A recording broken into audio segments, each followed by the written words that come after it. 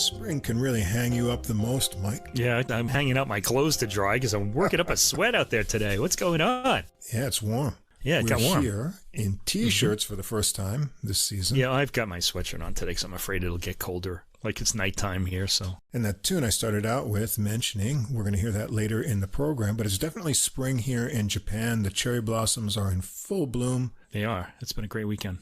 The tourists are everywhere. And when the warm weather comes, it makes us want to drink interesting things. And Japan, for our international listeners, has a history of coming up with some really interesting drinks that you might not know about. For example, cucumber-flavored Pepsi. Do you remember that one, Mike? I missed that one. And I'm probably glad I did. It was green. I think I may have blocked it out, actually. Maybe I did experience it. And my favorite, not the drink, but the name was beer water. Beer water. In America, they've always had all these light beers. Right. But you wouldn't actually put the name water in the title. But they tried that in Japan for a while. I don't think it exists anymore. At least they were honest. Yeah. And you've got something interesting over there tonight, don't you? I was recently at a picnic, and they really like these kind of canned, lemon sour kind of drinks. And there's one good one by Kirin, so I thought I'd try. I like cola, so I tried this cola sour. I could show it to you if we were on video. But this stuff, I don't know, it kind of tastes like the can that it's in. It kind of has this sort of metallic taste. I don't know how they did this. Great. It's like liquid can. That's the flavor I'm getting. There is a hint of cola in there, though. Oh, it's like aluminum sour, huh? I always get fooled by this, too, because every few years I say, oh, cola sour. I think I'll try that. If they put it in a glass, maybe it'd be better, but I don't know. We'll see if there's any new interesting drinks that come out in this season. For anyone thinking about coming to Japan, by the way, if you like alcohol, this is one of the best places in the world. You can get anything here. The Japanese people are kind of really crazy about it. They're kind of connoisseurs, too. So you have all that Japanese, Nihon Shu, the rice wine that's popular here, and other types of, Japanese beverages. And then they have, every Western thing imaginable, too. Maybe that's one of the reasons I've stayed so long. Yeah, maybe. I don't know. Anyway, enough about adult beverages. We are adult music, and this week is episode 159, as always, bringing you the best in new releases in classical music and jazz music from our own unique perspective. Before we get started tonight, I want to give a thanks to Olivier Lagos, the drummer composer, for sharing our episode on his Facebook page last week. And we got into that one with not enough documentation because the rhythms and everything that was going on there was really intense. And I want to thank Martino Weinmar, publicist for Double Moon Records, who did send me that album booklet. And it's been helpful on a second listen, third listen after last week. My own fault for not getting it ahead of time. But we're going to check out some more of their releases. We've discussed quite a few of them in the past, and that was nice of them to get back to me about that. Before we get into tonight's music, I want to remind everyone that in the episode description, you can find links to Spotify and Apple Music for all the music that we'll discuss. And at the top of the description, there's a link to the full episode playlist. That's all the music in one place on Deezer, CD quality streaming music from France. You can also listen to the podcast on Deezer as well if you want to get everything in one place. And wherever you listen to us, if the full description or recording list or the links to the recordings are not easy to follow or they're all jumbled together, you can always come over and see them neatly displayed on our host site, which is Podbean, PODBEAN.com, where everything is easy to see and follow. If you enjoy the podcast, please follow or subscribe wherever you listen to us. Tell a music-loving friend. That helps us grow our audience. If you take a moment to give us a ranking or write a short review, we could use a few new ones over there on Apple Podcasts, if anyone's listening there. It helps us get listed in the music category recommendations, and that helps us get new listeners as well. Also, come follow us on our Facebook page to get extra info and more new releases throughout the week. You can see our handsome faces there as well. Leave a message or comment if you wish. And if you'd like to contact us directly with any comments or questions, of course, we'd love to hear from you, and we'll be sure to reply. Our email address is adultmusicpodcast, all one word, @gmail.com. Sadly, it's no big problem for us to reply because we're not exactly being inundated with email. Oh, we get a lot of mail that doesn't require replies, publicity announcements, publicity and things stuff. like that. Yeah, so that's always nice to know what's coming up. But we don't hear from regular listeners very often. Only musicians and record companies. So if you enjoy the podcast and you're in some exotic location, some island out in the Pacific or some forest in the middle of Central Europe, let us know. Yeah. And I think this week, Mike, we're going to get a new episode from our other favorite podcast. That's the same difference, two jazz fans, one jazz standard. Yeah, they're due this week. That's gonna be good. AJ and Johnny over there, who look at several versions of the same jazz standard in each episode. They play little samples from each version. They talk about the history of the original and the different versions, what they like and don't like. You'll get history and humor all in one place there. There's a link to their podcast in the description. And if you stick around to the end of this episode, you can check out their little audio promo. And we play samples just like AJ and Johnny do, and this is our fair use disclaimer. Music sample clips are for commentary and educational purposes. We recommend that listeners listen to the complete recordings, all of which are available on streaming services in the links provided. We also suggest that if you enjoy the music, you consider purchasing the CDs or high-quality downloads to support the artists, just like Mike and I often do. Yeah, but not lately. Not lately. We did get quite a bargain on this one that we're going to talk about tonight, though. We'll talk about it when we get to it. Yes. We each bought a CD at a bargain basement price this week. That's unbelievable. New and really worth it. We got lucky. All right, let's go for Baroque. Yeah, we start with Baroque this week, and the Italian composer Giuseppe Tartini, who is a contemporary of Vivaldi. Everybody likes Vivaldi, right? Yeah. This is an album by La Serenissima, Adrian Chandler, director and the violin soloist. They're fans of the podcast. I think they write to us every once in a while. Yeah, they always respond to us, yeah. Yeah, this album is called, man, they put out a lot of albums. We seem to cover a lot of them, so I really like the idea of this one. And there's nothing else Baroque I can talk about now, so I wanted to do this one. This is called Diavolo, 6 violin sonatas. Now, it's called Diavolo because Tartini famously has a piece called The Devil's Trill, which is the last work on this album. Right. And I'll talk about that a little more when we get to it. But the album cover features a Diavolo pizza. It's a photo of a Diavolo pizza. Their covers are always good. Yeah, they always have pretty interesting covers. We still like the Settecento one with the Motorino on it. That's still my favorite. And they had Forza Azzurri. The one with the Italian soccer uniform jerseys was Overtime or After Time. I forget what that one was called. But yeah, they always have these kind of amusing titles. But they have the Diavolo pizza, which has spicy sausage, and it's placed on the right side of the cover. And we only see half of it. And I have to say, it looks delicious. I could use a Diavolo pizza myself now. That will go with your cola sour. Yeah, the Diavolo pizza, by the way, is spicy sausage. It's what Americans would call pepperoni, which is not what that is. Pepperoni is a pepper. It's a green pepper, any kind of pepper. Mm-hmm. If you go to Italy, you have to ask for salsiccia picante, which is a spicy sausage, or just say Diavolo. You know what you do? Buy the CD, bring it to Italy with you, and you'll remember the word Diavolo, and you get to hear a lot of great Baroque music, too, at the same time. So it's a win-win. Sounds like a good idea. All right. Let's talk about Giuseppe Tartini. I think a lot of listeners probably won't know too much about him. He was born in the Istrian town of Pirano, then part of the Venetian Republic. It's now part of Slovenia. So, boy, how those borders move. He had a life worthy of a movie. And it seems to me Hollywood's struggling a lot now. How about making a movie about the life of Giuseppe Tartini? Let me tell you a little bit about him. As, by the way, are the lives of many Italian composers and painters. They didn't just paint and compose. They got into all sorts of situations. Anyway, this guy, Giuseppe Tartini, was destined for the priesthood, but spent most of his time improving his fencing skills while dressed as a priest. Okay, so that'd be a great movie image right there. And he was apparently a very good fencer, too. In 1710, he married Elisabetta Premazzore, the mistress of Cardinal Giorgio Cornaro. All right, are you Catholic? Let's break this down. Why is this cardinal? These guys are before the Pope, basically, okay, the next level down. And he's got a mistress, all right? So right away, there's something wrong there. And anyway, Tartini, and I would say to his credit, kind of his... takes this woman as his mistress, okay?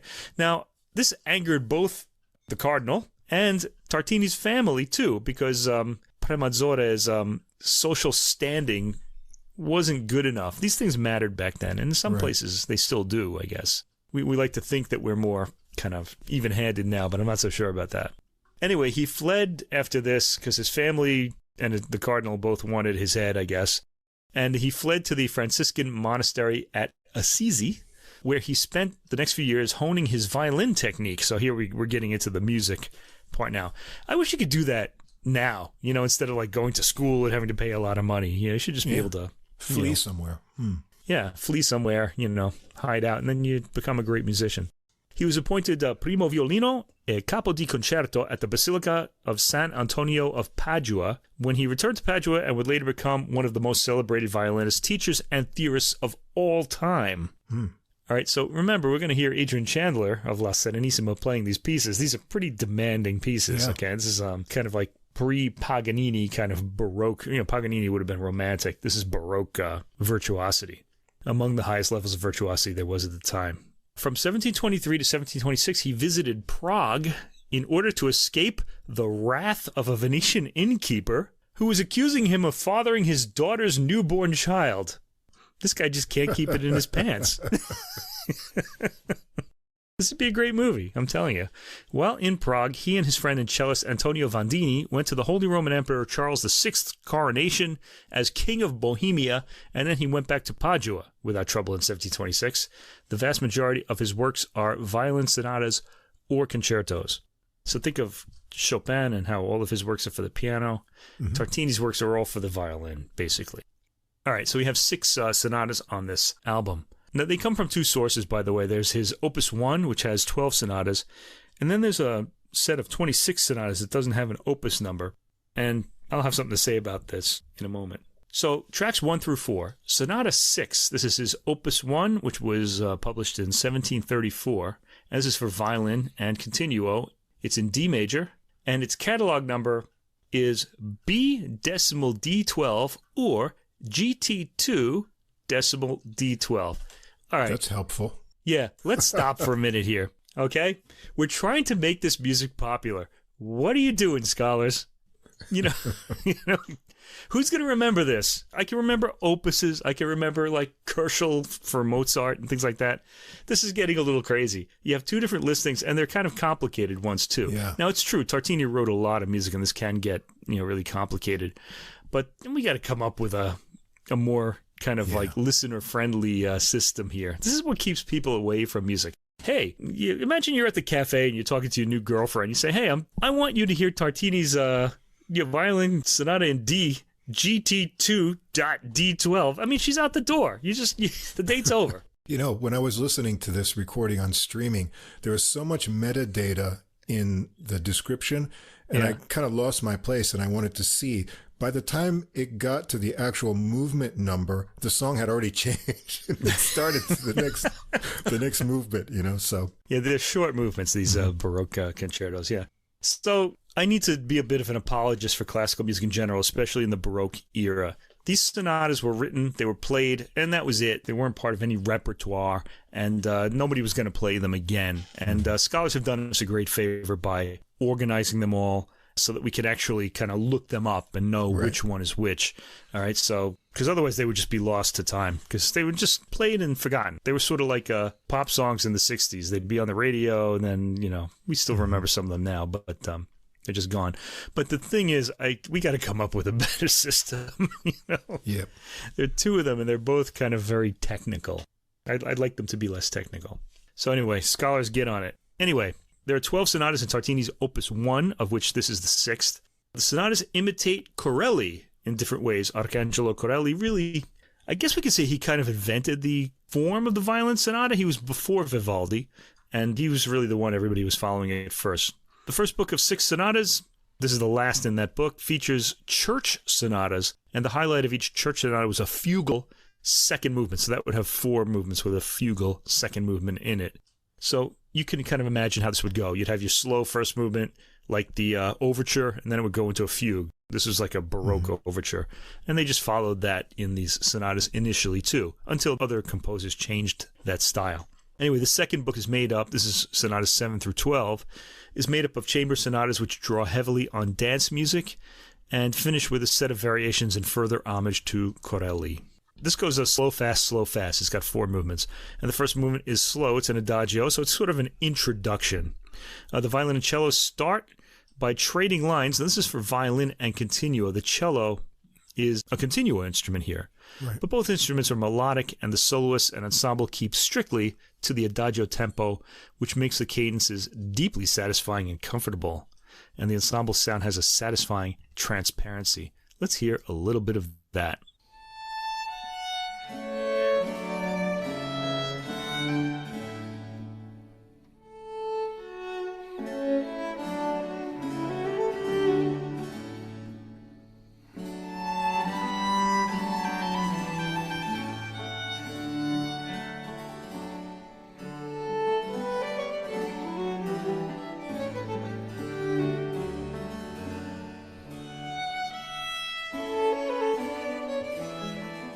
And now that I'm hearing that, I'm realizing that's the violin playing on the high end and then the low end. These are virtuosic works. Okay, so this is for violin solo. The cello is a continuo instrument in there. Okay, the second movement, Allegro. The cello starts the theme, which sounds like a fugue subject right away. And it is. The violin comes in to play it, and soon the instruments are playing in harmony with the violin double stopping. It's a big close-up sound on the recording, and we're getting a lot of the room sound into the bargain, giving the recording a sense of space. Speeds are on the lower side and seem to have been chosen to accommodate the room, whose ambient sound has a slow decay. It sounds like a big space that this ensemble is playing in. There's an open cadence leading to the next movement. This happens a lot, where the movement will end and it won't sound like an ending. It'll lead to the next movement. And then the larghetto, we hear some intriguing harmonies in this opening on the violin. And Adrian Chandler, the violin soloist, as well as the director, gets most of the spotlight in this, with the cello. Well, actually, he's answering himself, I think, here. Let me hear this again. Let's get a sample of this.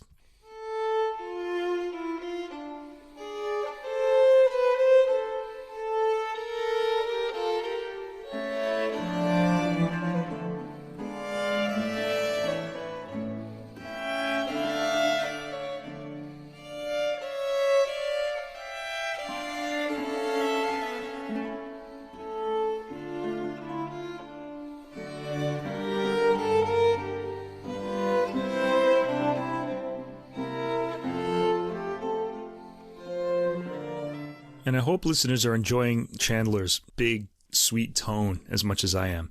So he's playing double stop chords there while the cello is really imitating him, but also sort of following the harpsichord in the continuo. At 1 minute, the opening material repeats, and we're into a B section after that. What jumps out in this movement are the occasional odd passing harmonies. One of our favorite things on adult music, about Baroque music. Chandler on the violin goes for a heavy sound in this movement, and there's lots of gravity to the tone. The fourth movement, Allegro, track 4, is a more dancing movement. It's got enough brightness for it to be Allegro, but it's on the slower side. Chandler comes down hard on accents to accentuate the beat and lightens for the more melodic material. Okay, our next sonata is from the book of 26 sonatas, which doesn't have any sort of opus number, but is labeled B.A1 or GT2.A01. Yep, I can hear that desire fading. Anyway, this is Sonata 9 from that book. It's an A major for violin and cello. And actually, this is my favorite work on this album because I just loved the violin and cello duetting. This features Vladimir Waltham on the cello along with Adrian Chandler on the violin. The first movement is Largo Andante. This is also going to be slow, fast, slow, or medium. A minuet is kind of in the middle. Anyway, the Largo Andante, first movement, track 5, has a triplet feeling to the opening and is played only via the violin and cello, and this got me into this right away. I loved it. Let's hear it.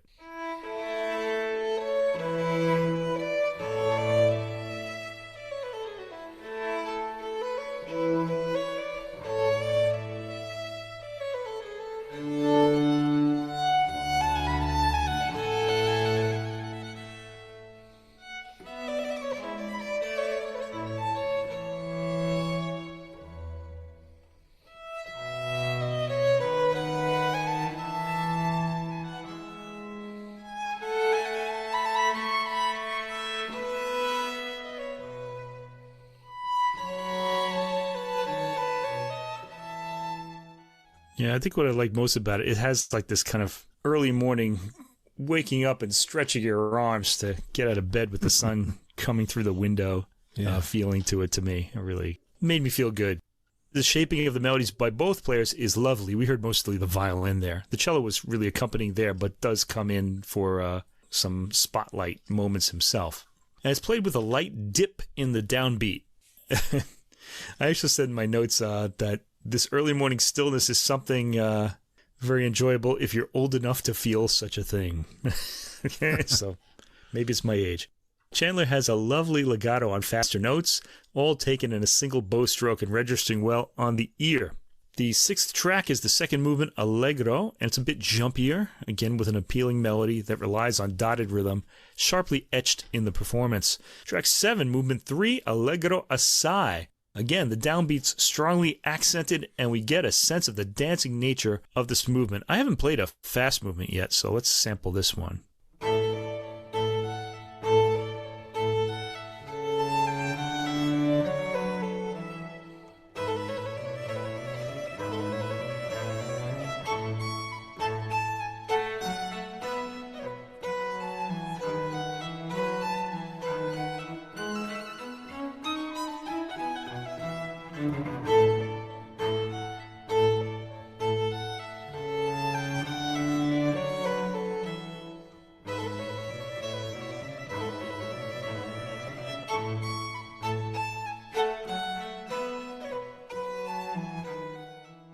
Okay, and I'm really enjoying, I feel like Chandler's really well recorded, particularly on this album. And one of the sounds you're hearing, you might notice there's not much shine on that violin tone, and that's, I think he's using gut strings, I'm pretty sure, but it doesn't have that shiny sound that metal strings get, so that's one of the pleasures of period instruments. And the lyricism of Chandler's playing is catching my ear too. I like his way of catching faster notes with a smooth legato and single bow stroke. We didn't hear that here, but that happens in this movement. It's an appealing sound. Track 8, movement 4, Menuet. This brief final movement is a straightforward menuet. The violin and cello solo voices in this Baroque idiom are very appealing together. Tracks 9 through 11. Okay, now we're in a 3-movement work here, and these don't go fast, slow, fast like Vivaldi, but rather slow, fast, fast. So we're experimenting with the form here. Which one's going to catch on? So Sonata 7, this is one of the more dancey sort of sonatas in Book 2. This is in D major, B.D6, or GT2.D06, depending on which system you're using. You're going to laugh every time I do that, aren't you? Because you're imagining my date leaving, that's why. Every time. I just know it. Anyway, track 9. If I played the record for her, she'd stay, but I have to say those things and then that's it. Anyway, track 9, movement 1, grave. There's a plucked instrument acting as continuo as well as a bowed cello in a continuo role here. The violin, of course, has the melody, which Chandler stretches out appealingly, as if the sustained notes are limbs one is stretching on getting out of bed in the morning. I think I used that earlier. I used that all through this album. There's a lot of that feeling in Chandler's playing of the slower movements. This music all so far puts me in a morning mood. So that's probably why I said it earlier too. Chandler has a relaxed way of playing these melodies. They're not lively like Vivaldi's violin lines so often are, and there's a pleasurable glow to the tone and melodic shape. Track 10, movement 2, the second movement, Allegro, is on the slow side and has a heavy rustic dance quality to it. Unlike Vivaldi, Tartini uses a slow, fast, fast form for his 3-movement sonatas, and this movement acts like a rondo with that opening dance melody coming back at key points. Track 11 is also an Allegro, and this is the one I'm going to sample, but let me just say first, the 2 faster movements of this sonata dance, and this one in a more flowing manner than the second movement. Chandler plays throughout the work, carrying all of the melodic material, the continuo mostly providing harmonic context. This movement also seems to act like a rondo, and let's hear that opening theme.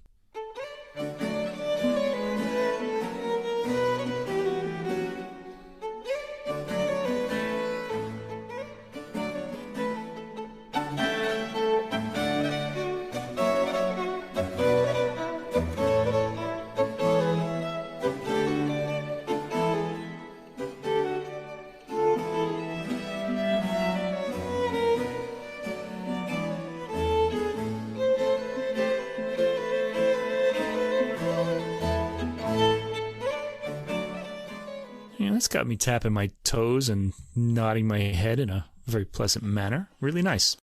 Track 12 through 15, Sonata 6. This is from the 26 sonatas. We had a Sonata 6 as the first work, but that was from the Opus 1 set. So this is Sonata 6 in the 26 sonata set. For violin in E minor, B.small e1, that's lowercase e, meaning E minor, that's what it means. GT.2, lowercase e01. Russ over there laughing again. I'm looking at it on the screen. It looks like some kind of coding equation, I know, right? It's like something that belongs in a computer, It's kind of makes something appear on your screen or something. All right, track 12, movement 1, Andante cantabile, Senti lo mare. Okay, the solo violin has a regretful tone and lightly flowing rhythm to this one. The heading means listen to the sea, Senti lo mare, and it suggests that we hear the rhythm as wave-like, and in fact, the phrasing is regular, like the approach of waves on the shore. Chandler's tone here is light and melodic, though evoking sadness. Let's sample this one.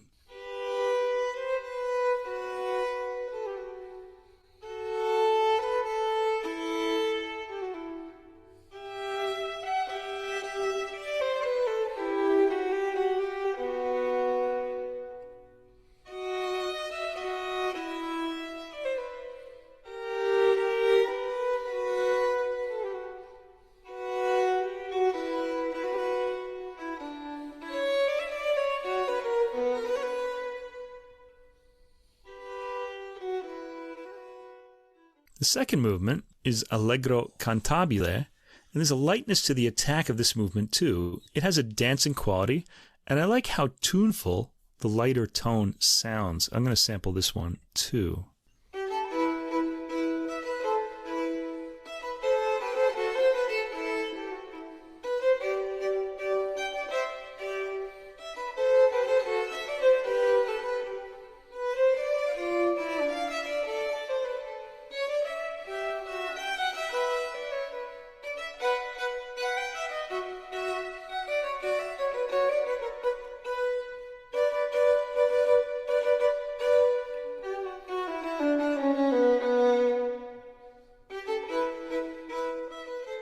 You also want to keep in mind when you listen to that, I probably should have said this earlier, that's one person playing that. So you're hearing two melodic lines. Very impressive phrasing of the two lines by Chandler there.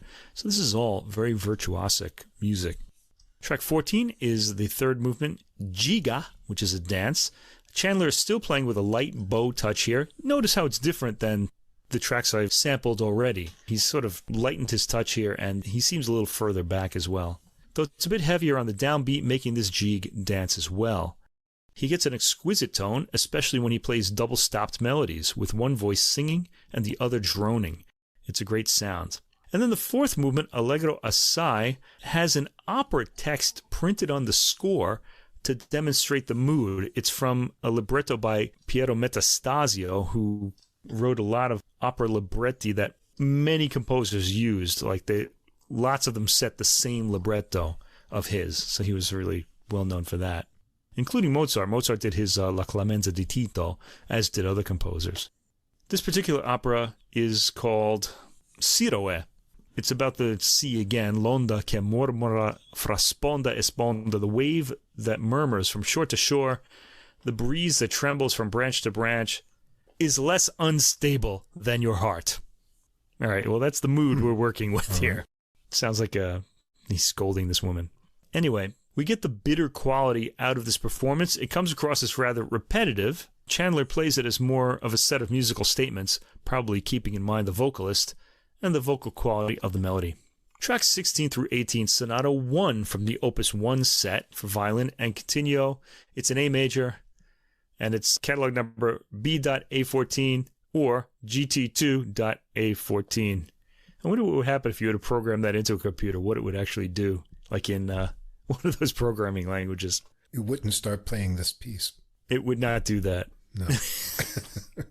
Track 16, Movement 1, Grave. This is the opening sonata of the set of 12 in Opus 1. The violin sounds miraculously like two instruments in the open double-stopped harmony, answered by the same violin with a single voice. Of course, we have to hear that. We have to, wow our audience here. So let's hear a sample of this.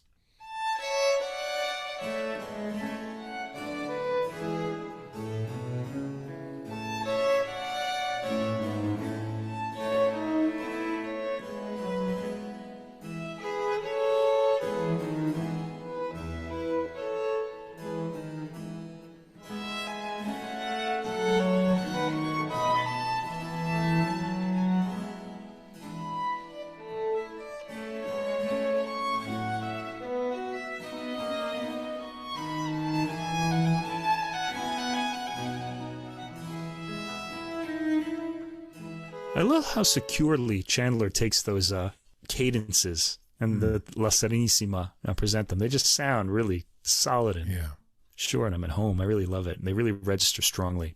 The double stop theme that we heard there reappears throughout the movement, which moves at a leisurely speed, a little lighter than Grave would suggest. Track 17, Movement 2, Allegro, moving to Adagio. The middle movement starts as a folk dance with an immediately appealing theme. The movement seems to end on an open cadence, but after a pause, we hear a surprising chromatic ascent that writes the harmony and leads to a final cadence. It's actually pretty clever, so I'm going to ask you to listen to that entire movement on your own. It'll surprise you. The third movement is Presto and has a chipper, high-spirited theme. The opening is repeated after its 50-second opening statement. After that, the theme builds and flows further from its initial melodic profile.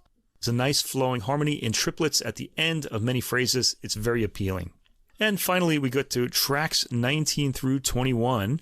This is the sonata called Il Trillo del Diavolo for violin and continuo in G minor, B dot lowercase g5, or GT2 dot lowercase g05.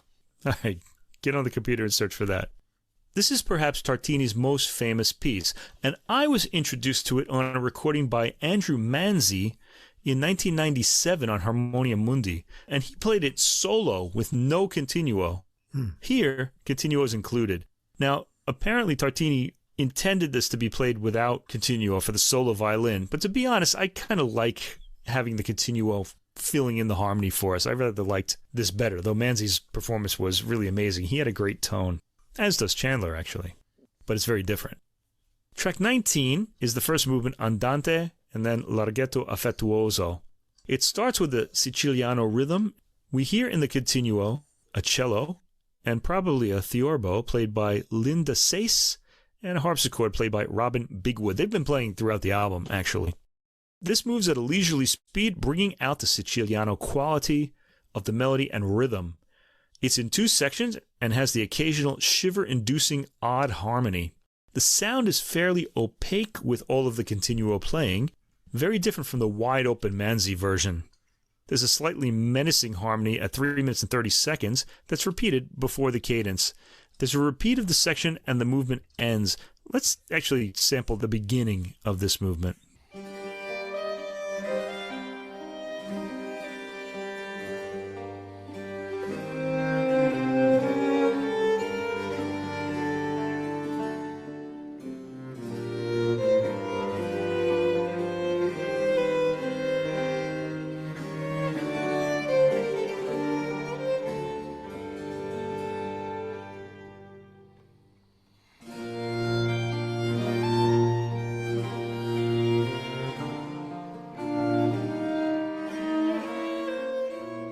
Ooh, I just grabbed a little bit of that odd harmony in that phrase. That was great.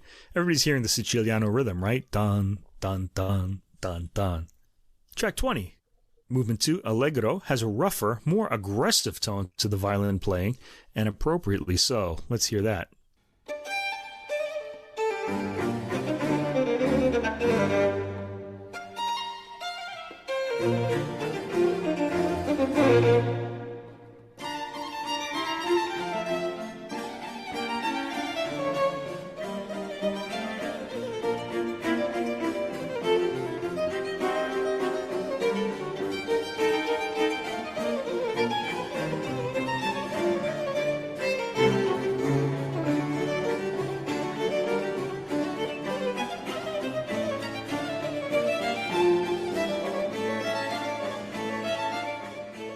You know, all those cadences that are just avoided, really fantastic. And Chandler's really digging in with the bow here. The tone lightens as the harmony becomes clearer and we're headed for the cadence. Some of the decorative elements are lightly tossed off by Chandler, who has an impressive strain-free technique. You gotta remember, this is not easy music to play, and yet he sort of plays through it pretty freely. It's pretty amazing playing.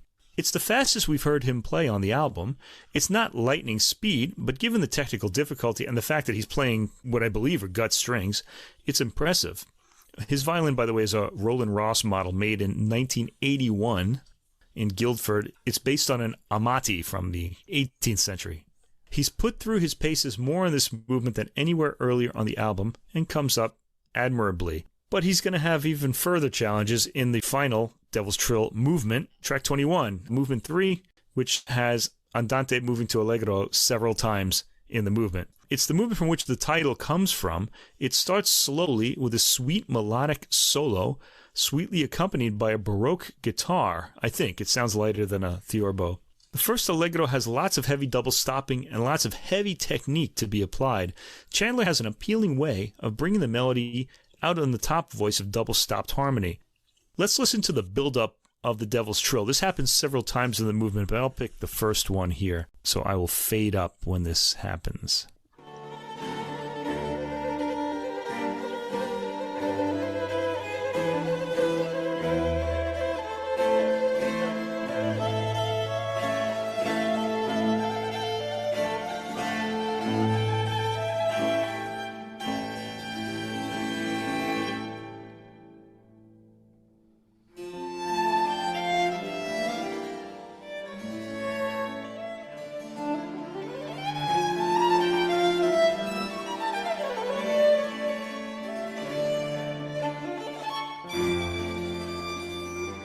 Okay, so we heard the trill at the beginning. That sounds like a real pain in the neck to play.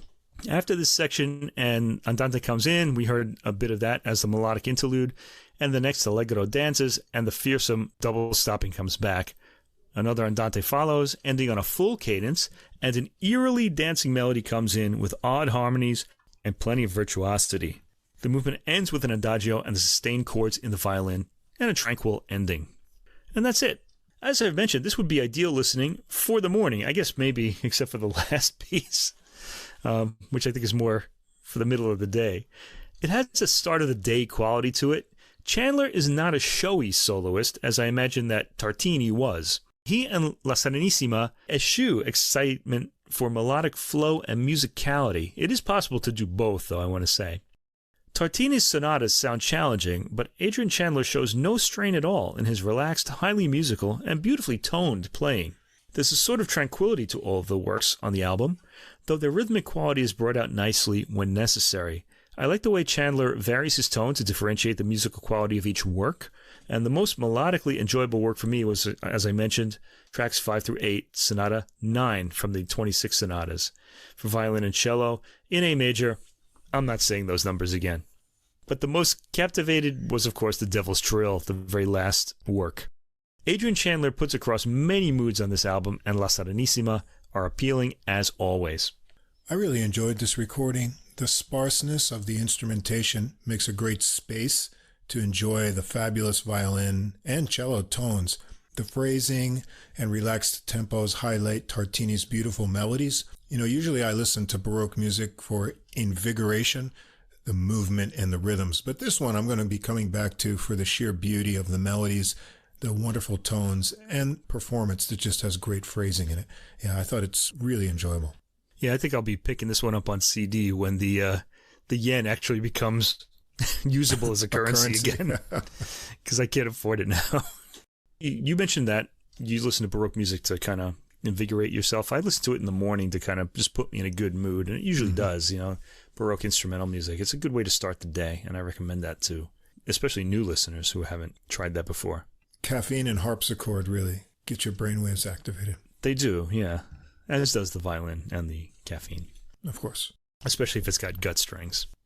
Anyway, our second classical recording is a set of string quartets, American string quartets, in fact. Yeah.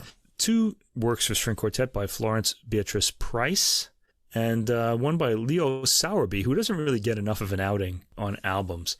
This is an album by the Avalon String Quartet, and it was released by the Naxos music label. The thing that links both of these composers is that they both spent most of their careers in Chicago, so there's a Chicago element to this entire album. The first work is Florence Price. They're calling her Florence Beatrice Price. I think this is marketing. She's known as Florence Price, and now they're calling her Florence Beatrice Price to make it kind of more like, I guess, Wolfgang Amadeus Mozart. Kind of, you have 3 names, you're just cooler or something like that. Right. I don't know. It just sounds very American to me. Anyway. Her star has really risen recently, and we covered 2 of her symphonies in that set for the Philadelphia Orchestra, conducted by Yannick Nézet-Séguin, and I was not a big fan of those. The sound of the orchestra was just too big for me. I often said I'd like to hear these played by a smaller ensemble. Well, here we have string quartets, and I get my wish, I guess. Not with those symphonies, but with a different work. All right, this is her string quartet number 2 from tracks 1 to 4. In A minor, it was written in the year 1935. This quartet was not performed in Price's lifetime, at least not as a professional sort of performance, and was first published in 2019. She has an interesting story where her works were thought to be lost and were found in a house somewhere in Chicago before the house was torn down. They were just going through it and just found all of her works. And now she's kind of back on the American firmament there. All right, so track 1. Moderato, movement 1. It opens with an ostinato in the second violin. It's highly appealing right away. The first theme comes to a full cadence at 1 minute and 30 seconds. Let's actually just hear the opening of this work before I go on and describe more.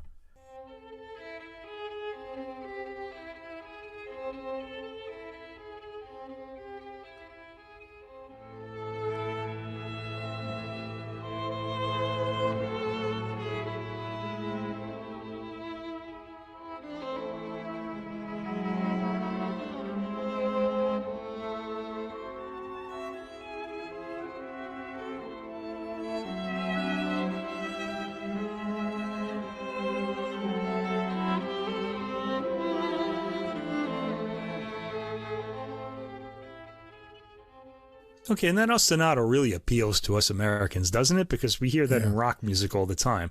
And, of course, in the blues, okay? So this is what Price is drawing on. She was a black composer as well as being a woman, so she was drawing from her culture here. The first theme comes to a full cadence at 1 minute and 30 seconds, and the second blues-inflected theme comes in, played with mutes. Let's hear a little bit of that, because this is really appealing as well.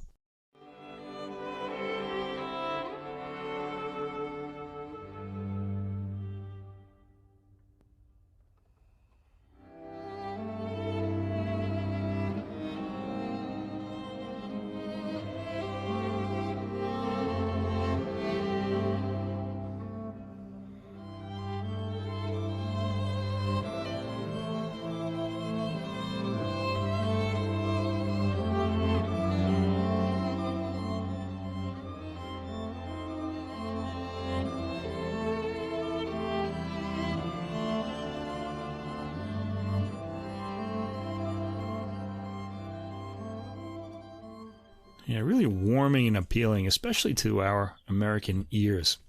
I think the whole world loves this kind of sound now, though. So anyway, we've got a movement full of appealing themes and harmonically sounding great. At 3 minutes and 50 seconds, we're in the development section, which is still tuneful. The theme's only broken up after we've heard long segments of them. There's some appealing key changes in the development. I like the sudden dip into a new key at around the 4 minute and 40 second mark. Accompaniment has that rickety quality that Dvorak's American Quartet used to communicate the American bluesy folk rhythm of the time. The constant return of the ostinato also adds a lot of appeal. Price has an ear for appealing melodies, and while many of these are drawn from traditional tunes from Black American culture of the time, she dresses them up in appealing harmony and communicates them powerfully and appealingly in the string quartet format. None of this sounds academic, and that makes the work invite repeated, pleasurable listens. Meanwhile, the Avalon Quartet fit perfectly into this idiom. The final repeated chord is also appealingly underplayed. The second movement is Andante Cantabile, a slow movement, and it's got a spiritual style melody, like a black spiritual from the late 19th, early 20th century. It's very beautiful and straightforwardly played. Again, Price finds the right harmony to make this register strongly, and the Avalon Quartet clearly understand that idiom, putting it across expertly. Let's be really wowed by this opening.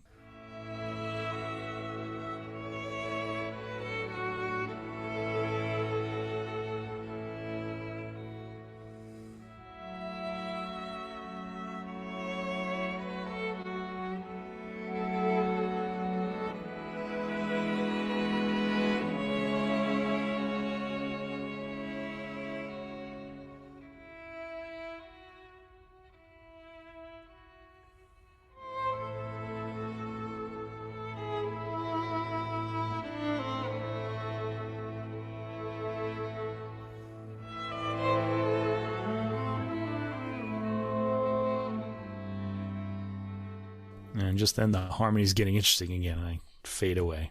Yeah, that starts out as a pastoral and then it gets bluesy. Interesting. Yeah.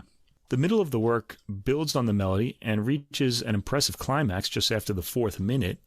Then we're back to the opening spiritual theme with a sighing viola. I think that's a viola. It could be a low violin too, or a high cello, playing the 2-note figures in accompaniment.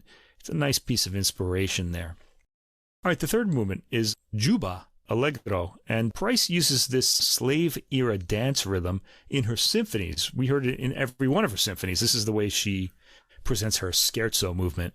The rhythm works extremely well with the limited resources of the string quartet. They really pick up this rhythm well in a way that I feel like the orchestras we heard didn't quite, you know? They were fine, but I mean, I didn't really get like a sense that I was kind of hearing, you know, the real thing. Here I'm a lot closer to it. We can hear the rhythm clearly, the Avalon again right on top of it, and the themes are all cheerful and appealing. At the end of the theme at 40 seconds, there's even a soulful glissando to the resolving chord. So let's hear that whole opening right up to that glissando.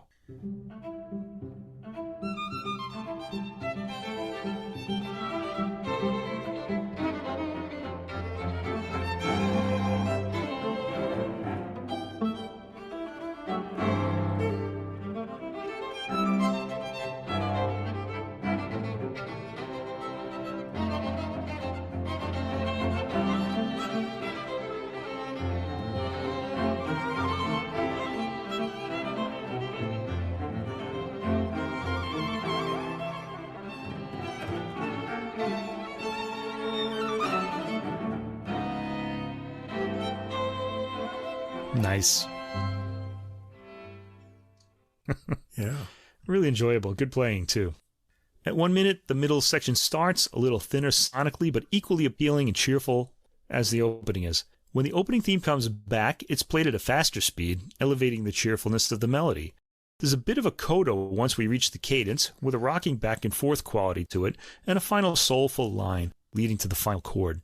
The finale suggests a jig, though it really doesn't feel like one due to the theme's relative orchestral complexity compared to the previous three movements. It's a rondo with a light blues infection to the theme and moves at fast speed.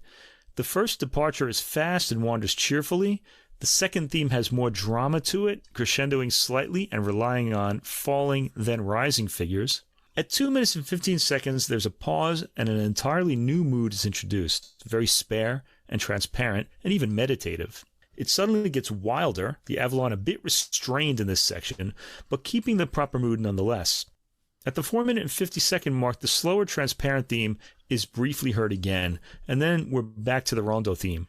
Again, when we reach the rhythmically chugging ending, the Avalon underplayed the excitement a bit, but their performance serves the overall interpretation. This is a deeply satisfying performance. All right, now I want to say something about the Avalon Quartet's approach. They do sort of underplay some of the excitement. They want to make sure the musicality comes through. Now, if we can get a really good performance of these works, as we do on this album, then other quartets can pull those elements out more, and they'll have something, more to say about it once we get used to it in our ears. So we're not really hearing, I feel like, the entire emotional content of these works, but we're hearing the musicality of them, and these are great first performances, or let's say first of many coming performances. This is also true of this next quartet, the Leo Sowerby, tracks 5 through 8. He lived from 1895 to 1968, and this is his string quartet in G minor, H226. I can handle H226. That's okay. That's not going to chase people out of the room. This one's also composed in 1935. Sowerby is best known for organ music. He was an organist himself. And sacred choral works. He composed over 500 works of various genres, including 2 mature string quartets. This is the second one. This also wasn't published, like the Price one, and all that remains is a pencil copy that contains the notes, but no indications for dynamics or articulations. So interpretive details were informed by an archival recording of a performance by the Jacques Gordon String Quartet, performed during the 1936 Festival of American Music at the Eastman School of Music in Rochester, New York. Think about what I just said there. There are no dynamic markings on the score, and the quartet had to listen to an old recording to kind of know what to do about those. That's really something. Yeah. Anyway, they come up with something really intriguing here. I really liked this work too. The 5th track is the first movement, labeled languidly or darkly and fast with dash. There's a brooding opening to this. The melody is well shaped throughout. It's easy to follow. There's an Americanness to the melody, perhaps in its cleanness. There's a build-up to more aggressively played chords, but the brooding melody quickly returns. At 1 minute and 55 seconds, the quick section suddenly comes in, and that's where I want to do the sample. Let's hear this from 1 minute and 55 seconds into the work when the music speeds up a bit.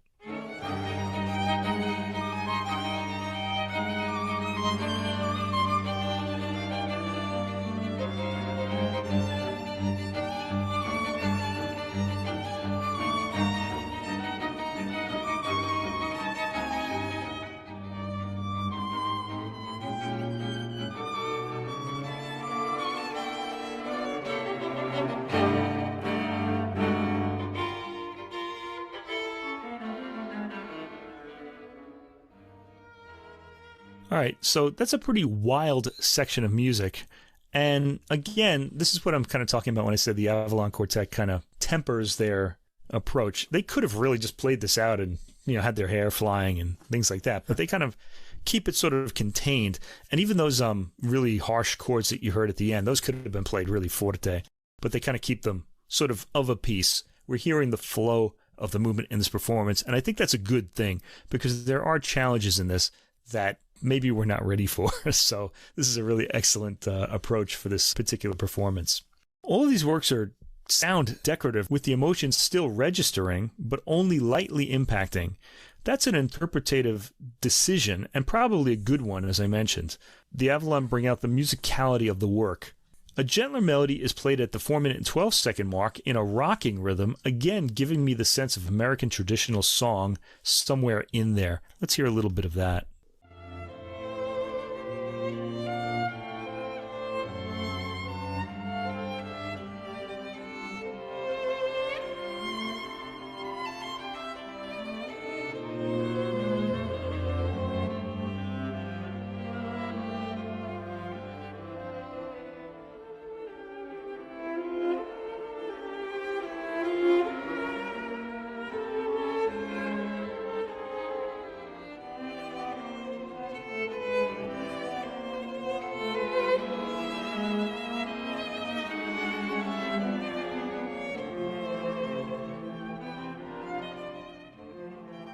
I'm really feeling these rhythms and melodies tonight. I really kind of want to keep listening.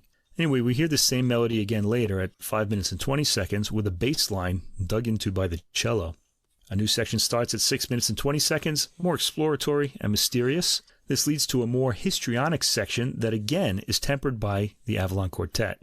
We get a good sense of the movement's shape, and everything fits into the structure without leaping out. The piece does show some wilder emotions in this section. In the 10th minute, the music calms down with that melody played with the rocking rhythm that we sampled earlier. It breaks up into a tension-building harmonic build-up, reaching for resolution, which it takes a detour out of, still slowly resolving via the opening, brooding theme. This theme takes some time to play out, with the cello falling into a pulsing pedal point as the violin works out the last tension in the melody, bringing the movement to a tranquil but still dark ending. Movement 2, track 6, marked very fast. Perpetual motion is heard in the irregular rhythmic pattern. The middle section is syncopated, but more relaxed. Let's just hear the opening with that perpetual motion figure.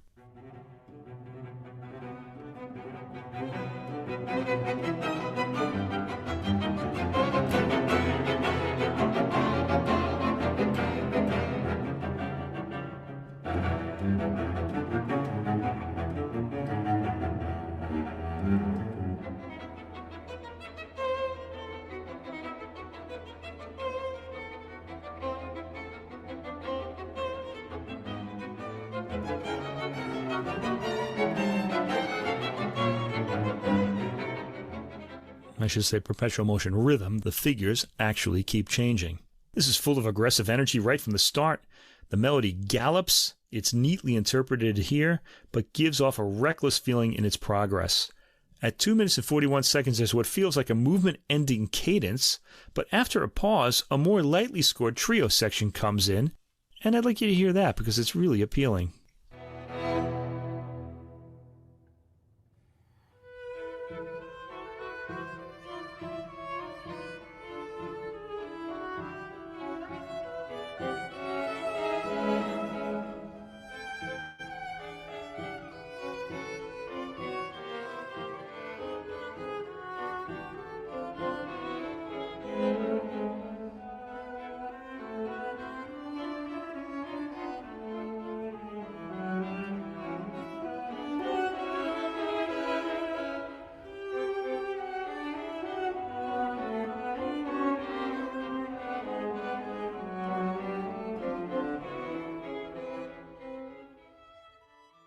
This section moves in a light dance step and has an appealing quirkiness to it in its unwinding rhythm.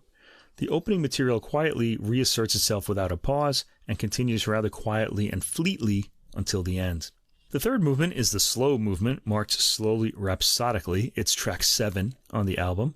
The cello plays a solo line with deep sadness to open the movement, and the rest of the ensemble come in lightly, with the viola picking up the melody, then the violin.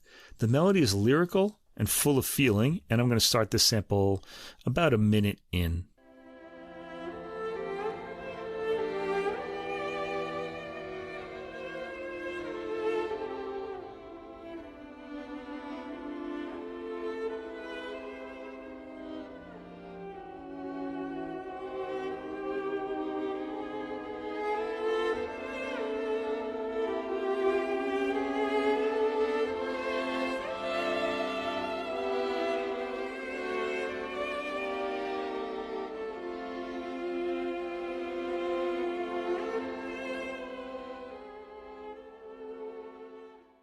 As the movement goes on, the melody works itself out, staying compelling the entire way through, bearing its soul a bit towards the end, and then quieting down to restate the opening melody with light chords accompanying.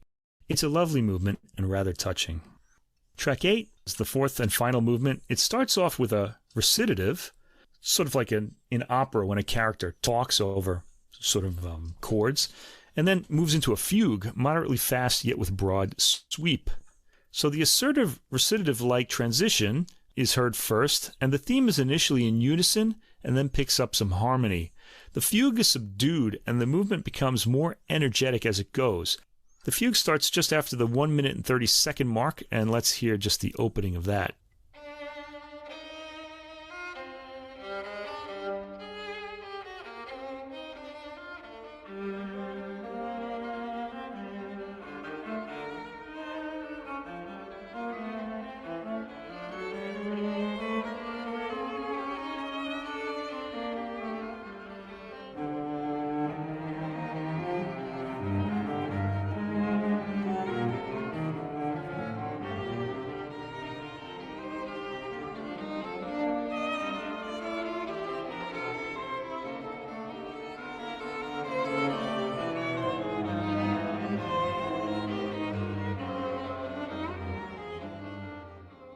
Okay, and then we go off into that naughty fugue for the rest of the movement.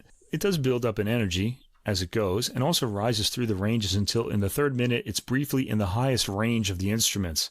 It then drops down, gradually building energy up to its race to the final chords, which have a harsh chord, leading to the climax, which seems to be a Sowerby characteristic.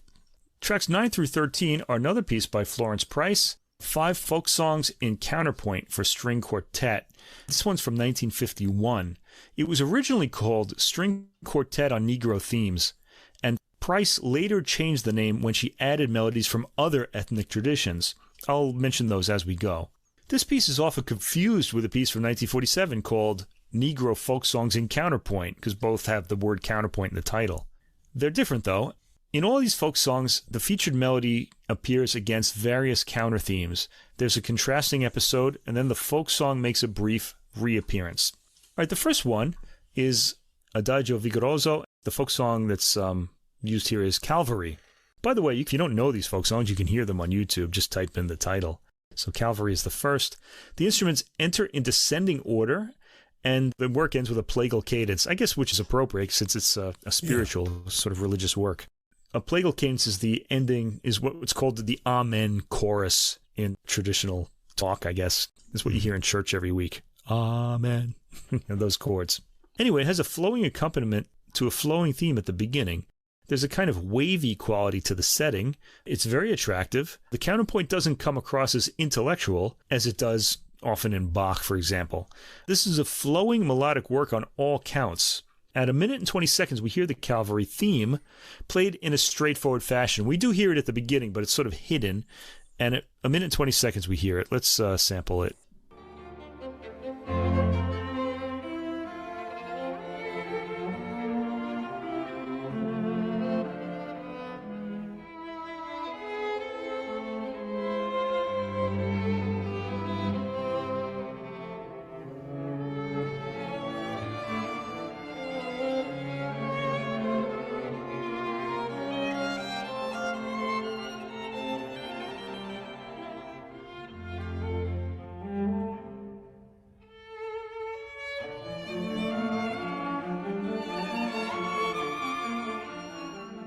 We get a new section there.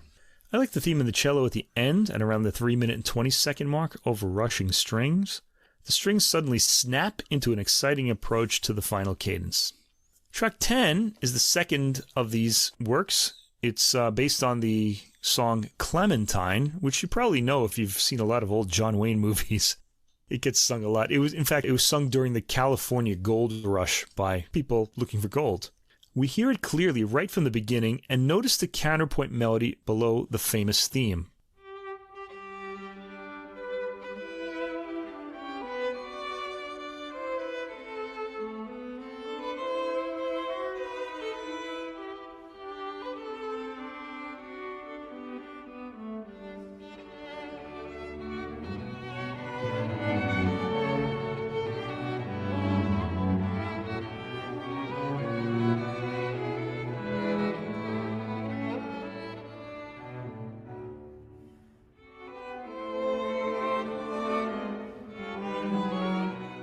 Okay, we extend the theme there.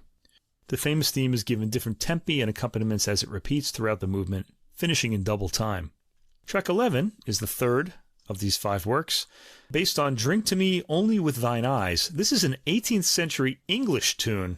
It serves as a slow movement in this work, and needless to say, it's an attractive melody that Price manages to make sound American via the pacing and harmony. The tune is pretty much played straight through with each repeated iteration and pauses between phrases, but it's the counterpoint and changing accompaniment that make it interesting. Price shows her fertile imagination with her accompaniments of this melody.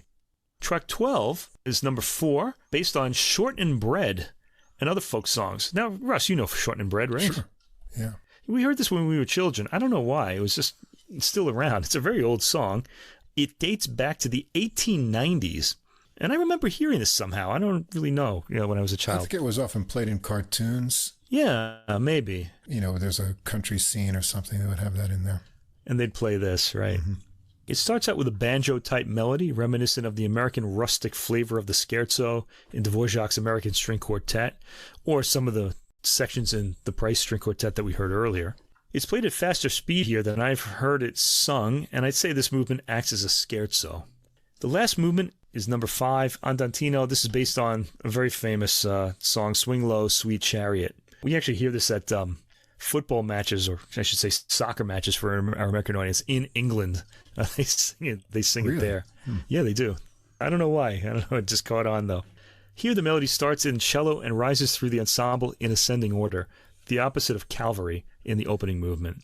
The theme is audible in the solo cello right away. Let's hear it. You'll know and love this when you hear it. Here we go.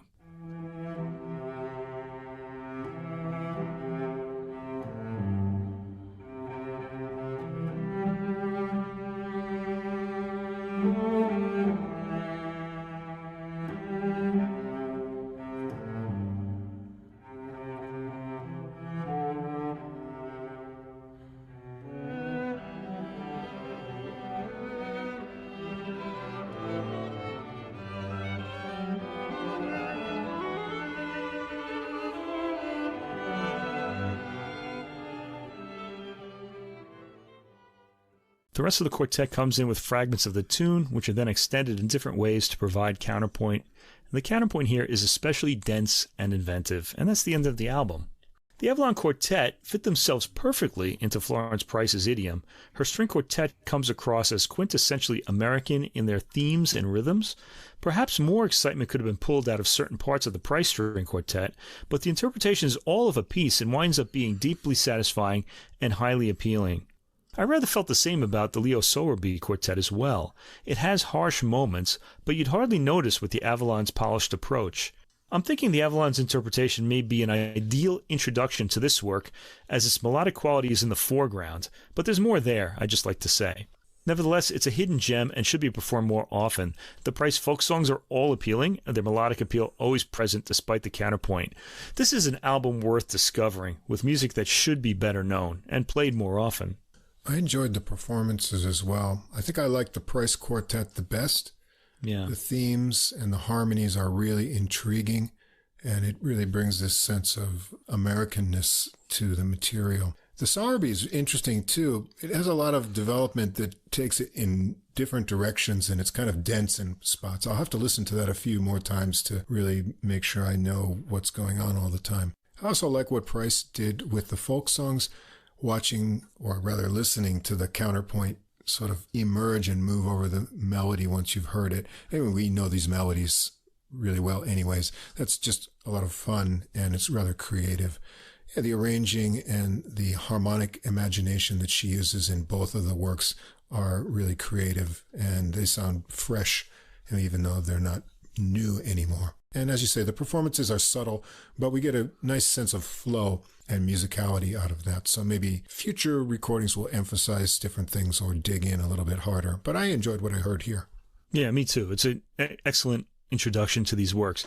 And I want to say that the intimacy of the string quartet format just brought me closer to Price's music. I really thought that the form of that second string quartet that she wrote held together really well, and all the melodies came out and they were just perfectly paced. It just worked really well for me. So I can say I like her music more as a result of having heard this album. Okay, our last classical work. This is our contemporary composer of the week, and this is Dani Howard, and she's a woman composer. Dani is how she spells her name. And these are orchestral works. Royal Liverpool Philharmonic Orchestra is the orchestra that plays on the album. And I'll mention the conductors as we hear them because there are two of them. They're different in different tracks. This is on the Rubicon label, released just on March 22nd. Okay, so Dani Howard says that in school she was afraid to write for orchestra and wrote mostly chamber works. And after you hear this record, this will really surprise you because she has a real ear for orchestral color, which plays a large role in all of these works. The first piece is called Argentum. It's from 2017. And it was written for Classic FM in England's silver anniversary. I guess I should say Great Britain. Their silver anniversary, hence the title. It's Argentum, silver. Howard's aim here was to encompass the range of emotions that one might experience on an extended journey. And this has a magically orchestrated opening, vaguely reminiscent of the opening of Stravinsky's Petrushka.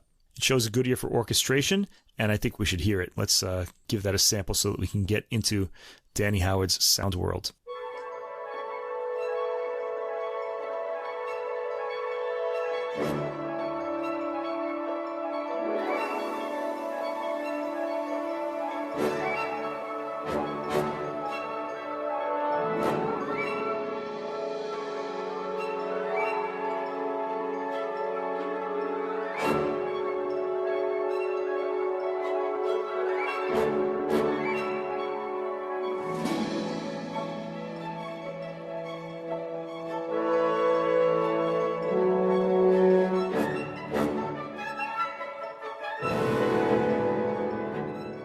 Yeah, it reminds me a bit of like Petrushka with its orchestration and its sort of like repeating, jumping from element to element.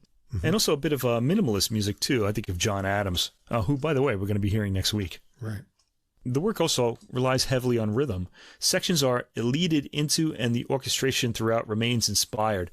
There's a moment at the 4-minute and 20-second mark where we land heavily on a chord, making it sound like the work is over, but sustained tones extended further, accompanied by twinkling percussion and winds. It's an enchanting work. And that word twinkling is going to come up a lot, I think, when I describe these works. A lot of these works twinkle and glitter. The second to fourth tracks are the Trombone Concerto. It's a 3-movement work composed in 2021 and dedicated to the soloist that we hear on this album, Peter Moore. The first movement is titled Realization. And the title implies a gradual awareness of surroundings by the trombonist and a way to contribute to that. This starts with much the same type of colorful orchestration we heard in Argentum, though the timbres are more subtly used at the beginning. The strings provide a chugging rhythm like a fast steam train. The trombone emerges out of this, playing with an appealing timbre and a melodic sense. I'm going to play this from the time the trombone enters into its solo.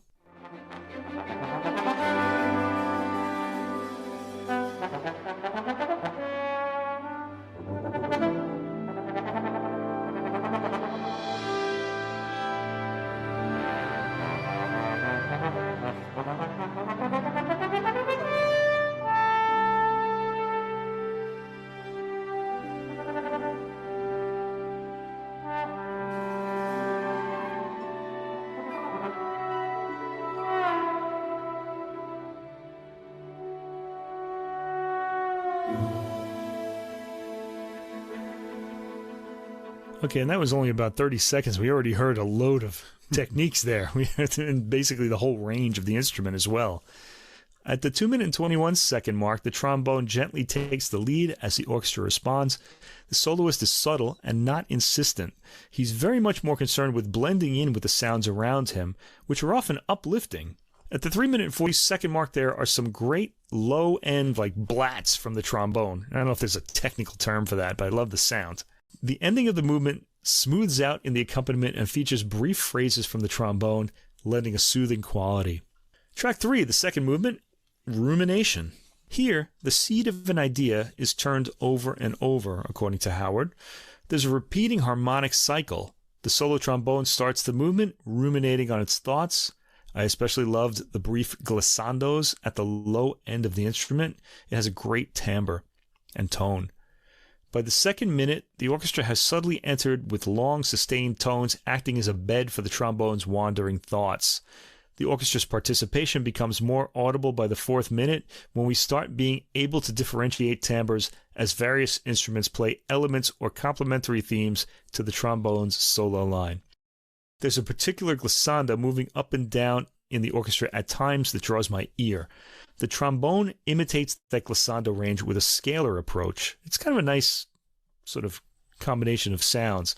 At the 7 minutes and 34-second mark, there's an unexpected loud percussion hit and another shortly afterward.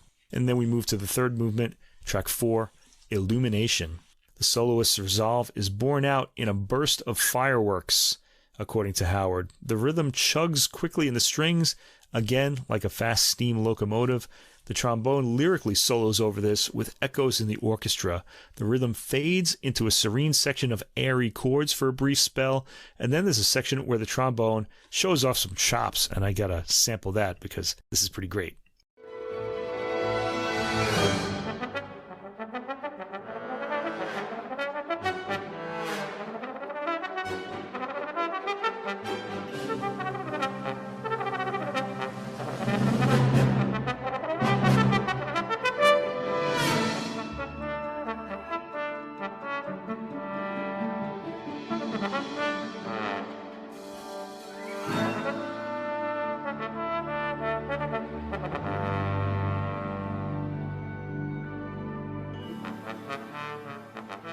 Yeah, some good composing in there, too, with the orchestra imitating some of the trombone's lines as it plays them, almost anticipating them. And all that multiple tonguing, too. Yeah, geez, that really is something. All right, the orchestra goes back into a harmonically swaying pattern until the very end when the brass accompany the soloist to the last exuberant chord.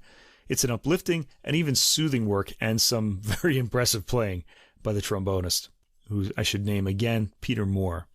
All right, onwards to an orchestra work called Ellipsis, written in 2021. And this was conceived as the musical equivalent of time-lapse photography, charting the Royal Philharmonic Orchestra's journey through a constantly evolving London musical scene over the last 75 years. The music alludes to key moments in the orchestra's history, its launch, times when the concert halls nearly fell silent, I guess during World War II, and recently in the COVID era, and its ongoing role reaffirmed. Once again, this has a very pretty, gentle, magically scored opening. Let's sample it.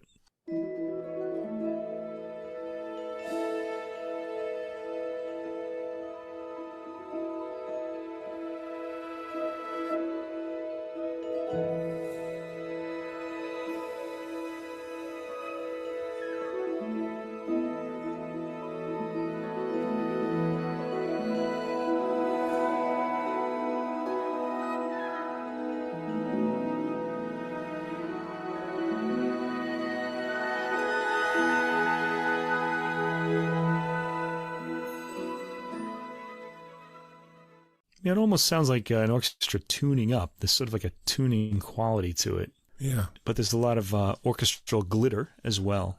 The harp draws the attention a lot, mostly because it's playing brief figures against a background of sustained tones. By 2 minutes and 42 seconds, the rhythm has picked up, then the seats seem to be empty at about the 3-minute mark. Here the harp appealingly takes the lead, playing block chords in modal harmony. The rest of the orchestra picks up the chord pattern later. At the 5-minute mark, the rhythm picks up for a brief section, then the work quiets down again for some gorgeous chiming sustained tones in the harp and percussion.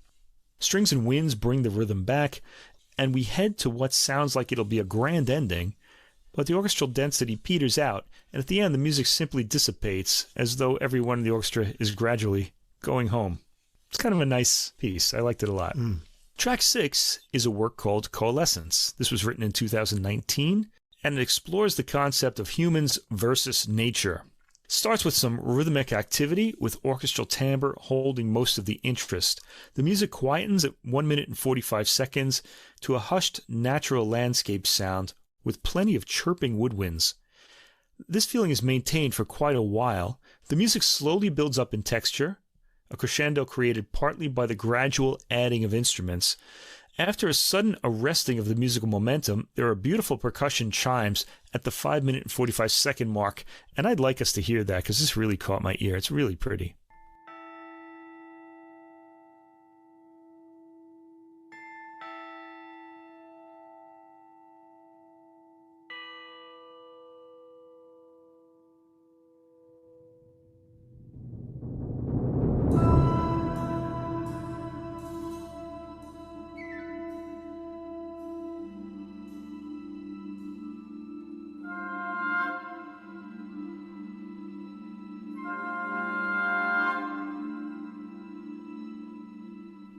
So a tense and yet hushed moment.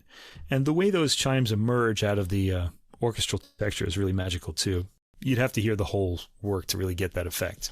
An active section starts up with rhythm pushing the music. It suddenly loses momentum at 8:07 and then starts up again, perhaps the sound of humans at work. There's a nice bloom on the orchestral sound heading into the last minute of the work. Various orchestral elements build up volume and rhythm, and this ends cheerfully and triumphantly. I'm guessing she's pretty optimistic about humans and nature working together because it sounds like it ends pretty well. I'm going to just sample the ending of this work.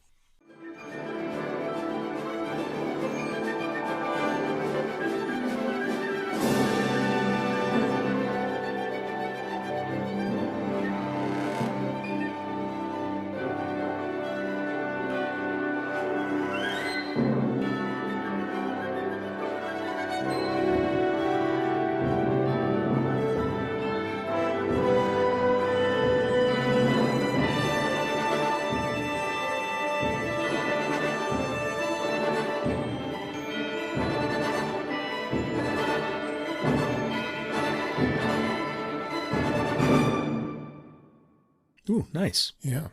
The final work is called Arches, and this was written in 2016. It was Danny Howard's first commission for symphony orchestra and was written for a concert commemorating the 400th anniversary of Shakespeare's death. So Howard already has her timbral signature from the first notes in this first orchestral work.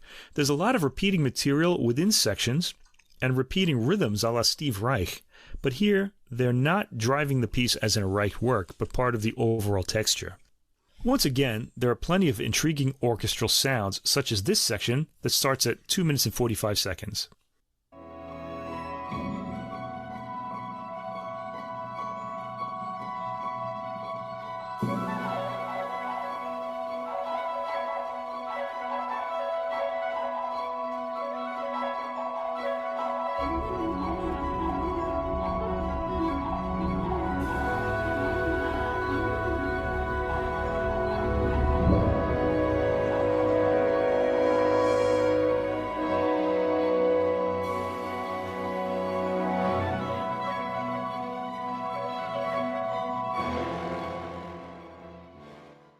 Wow. The brass get a bit harsh within the context here. The rhythm is cut off at around the 4-minute and 15-second mark, and a new, more tranquil section of the score begins. At 7 minutes, there's a pretty winter bell type of rhythm in the percussion, and I want us to hear that as well.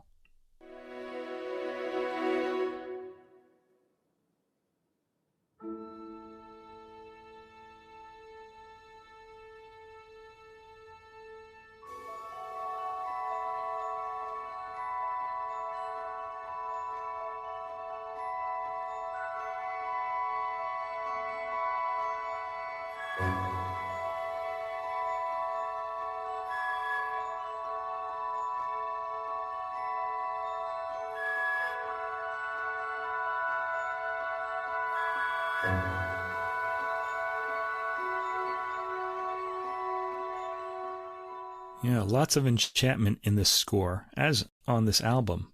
This sound continues to the end, though it takes more of a back seat as the other sections of the orchestra make themselves heard. The chimes pretty much run out of steam at the end to end the piece. So this is an album of enchanting and uplifting music. It's very easy on the ears, with highly appealing sounds in the orchestration, and it's rhythmically interesting too. The music communicates through a combination of rhythm and timbre, making it ideal for a 21st century audience brought up on the rhythms of rock, jazz, and other world music, and also on the orchestral color of early 20th century works. The musical ideas maintain interest throughout, All works are well structured, and really, you just can't go wrong with this. Danny Howard is a composer worth discovering. I think this would be a great contemporary recording to introduce to people who think current classical music is difficult to enjoy. That's true. It's bright, it's uplifting, lots of exciting moments. The colors on the album cover kind of hint at the way she uses sheets and waves of timbres throughout the works. They're constantly changing and blending together. The album cover kind of makes it look like the music is like flowing over her in all of its colors, you know? I liked the contrasting strong low brass and then fluttering woodwinds that appear in a lot of the works. There's exciting percussion rolls and hits throughout the works that are really cool too.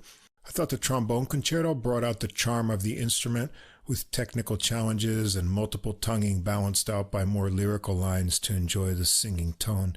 And I'll definitely be looking forward to hearing more music from Ms. Howard. All right, and that's it. Let's move on to jazz. All right. Over in the jazz section, we're going to start out with a piano trio, the Spike Wilner Trio, and the new recording is Contrafactus. Came out on Cellar Live, March 15th. I think this is a word that he's made up.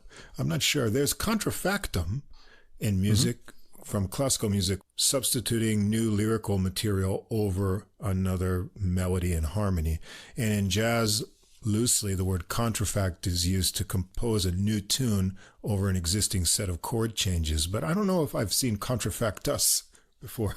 Sounds like an entity in music. Well, I'm sure he'll let us know now that we've put it out there. So anyway, we will hear things based on other things here. Spike Wilner, Michael Spike Wilner, was born in Manhattan, and he was inspired to play ragtime piano at a young age after seeing a docudrama on the life of Scott Joplin. He entered into the first class of the New School of Social Research's Jazz and Contemporary Music program. It was led by Arnie Lawrence, who I had a chance to meet in Chicago one time. He was a really interesting person to talk to. Wilner later studied with pianists. Check out this list: Barry Harris, Jackie Bayard, Kenny Werner, Walter Davis Jr., Kenny Barron, and many more as well. He started to play a regular gig at Small's Jazz Club in 1994, which became his musical home and eventually led to his current position there as a partner and manager of the club. About this recording from the recording notes, quote, "As an artist now, I just want to strip away all the expectations of myself, any idea of style, any idea of tradition. I just want to take down the damn flag from the flagpole and play some music. I think finally that I'm getting closer to that ideal. I am grateful to have wonderful and sympathetic musicians in this trio whom I've played with for 25 years together. We play so often that it all runs together." One thing to keep in mind as we go through this album was recorded in one afternoon and everything was a single take. Oh, boy. So you're going to get it as is. And that's the charm, really, of how these tunes play out, I think. So Spike Wilner on piano, Paul Gill, bass, Anthony Pinciati on drums. Executive producer, Spike Wilner and Corey Weeds at Cellar Live. Produced by Spike Wilner. It was recorded August 17th, 2023 at GB's Juke Joint. Recorded, mixed, and mastered by Colin Monax. I believe all the compositions, unless otherwise noted, are Wilner and the trio's originals. The recording begins with a tune called At First Blush. It gets started with a repeating note piano riff and some variations. Bass and drums join in and things are swinging away. Wilner goes on and on exploring with just his right hand. Let's hear this get started.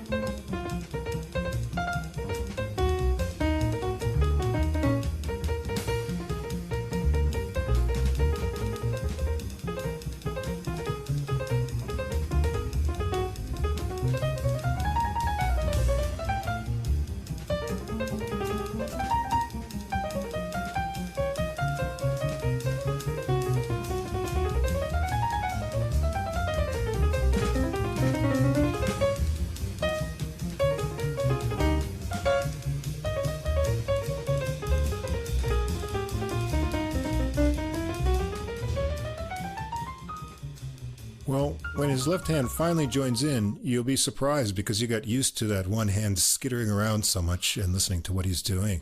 And hitting that one note repeatedly at the beginning kind of reminds me of a hen clucking, you know. Yeah, you do that pretty well. Because I listen to classical music, I have a lot of practice because it comes up a lot. Right. This is a highly caffeinated opening tune. He breaks it up rhythmically with triplet and other ideas and percussive chords as it goes on. Gil has a rapid-fire bass solo as well, and then piano and bass trade-off with Pinciotti's drums for sections of ever-shortening lengths until the drums get to go out on their own.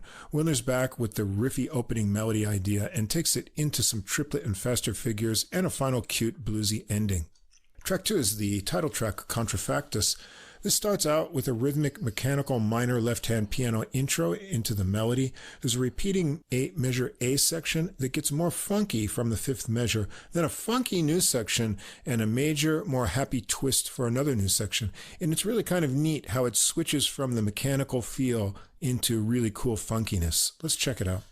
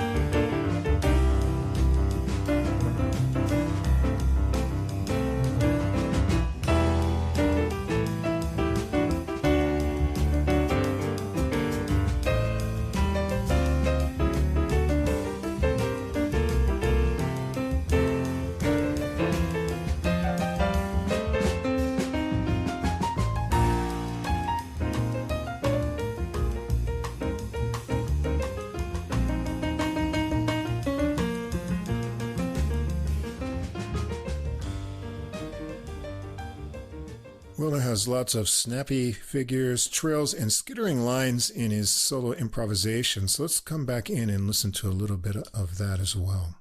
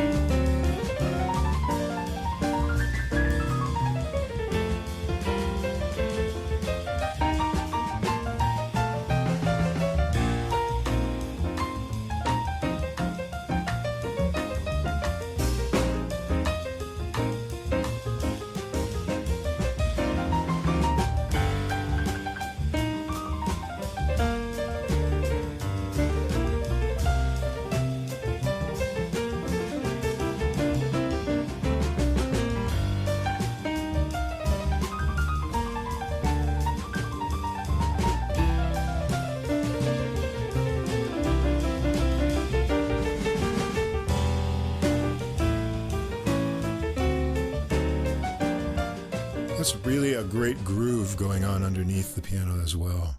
Eventually, they take it down softer and back to the mechanical feeling melody and a final line of improvised piano to end it. I'm starting to understand already the "it all runs together" comedy made about the music. These guys transition so smoothly in a lot of the tunes you can be left behind if you're not paying attention to what's going on. Track 3 is called Kinetic Neurosis. Gil gets it going with some glissy bass into a cool groove with Pinciotti's cymbals. Wilner brings in some dissonance with chords and neurotic lines. His phrases keep you hanging in anticipation of where they're going to land. The groove dissipates and it kind of spirals out and slows for the ending, although bass and drums pick up for a brief push under the slowing piano notes. Track 4, Ants Go Marching In, a traditional or folk tune. This is kind of reused the melody from When Johnny Comes Marching Home, a Civil War song, but I think a lot of children learned the Ants tune. Wilner makes a solo piano start with open-sounding chords before getting into a rubato melody exposition with a nice left-hand accompaniment. It gets into a wash of sound with fast piano notes, bowed bass, and cymbals before Wilner gets a tempo started with left-hand chords for a march through the melody. It transforms into a new groove under his improvisations that take it through some harmonic tensions. Let's sample a bit of that about 3 minutes into the tune.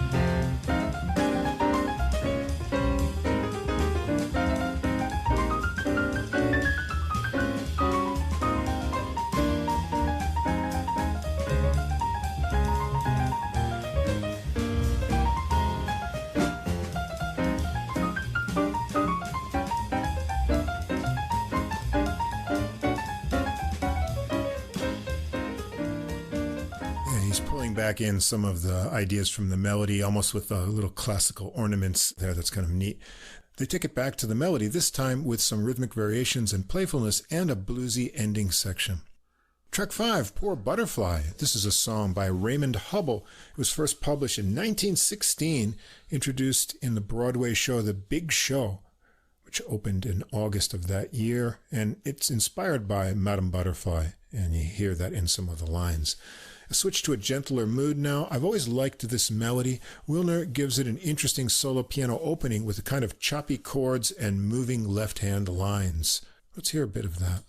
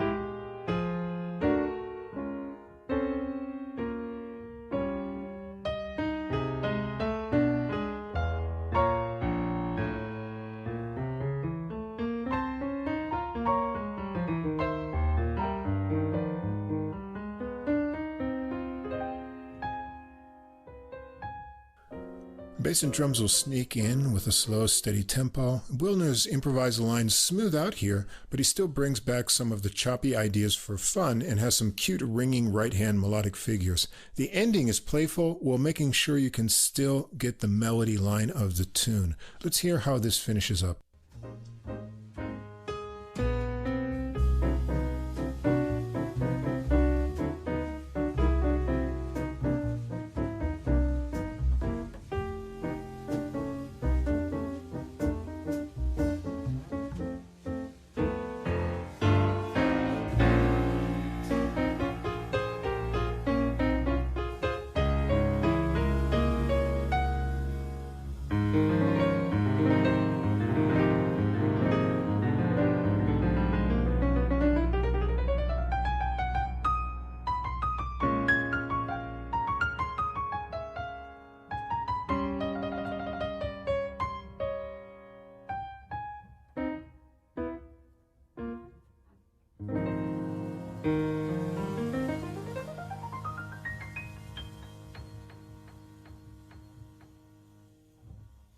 Yeah, very nice. Track 6, Cognitive Dissonance. This one starts with some rubato and nervous bass improvisations decorated with cymbals. It works into a charging bass walk, and Wilner joins in with running figures. The fast charge unwinds into a nervous swell of sound, but returns again as Wilner turns his figures suddenly snappy, only to have a final unwinding to an unexpected ending. Track 7, Koan. A riddle to be solved.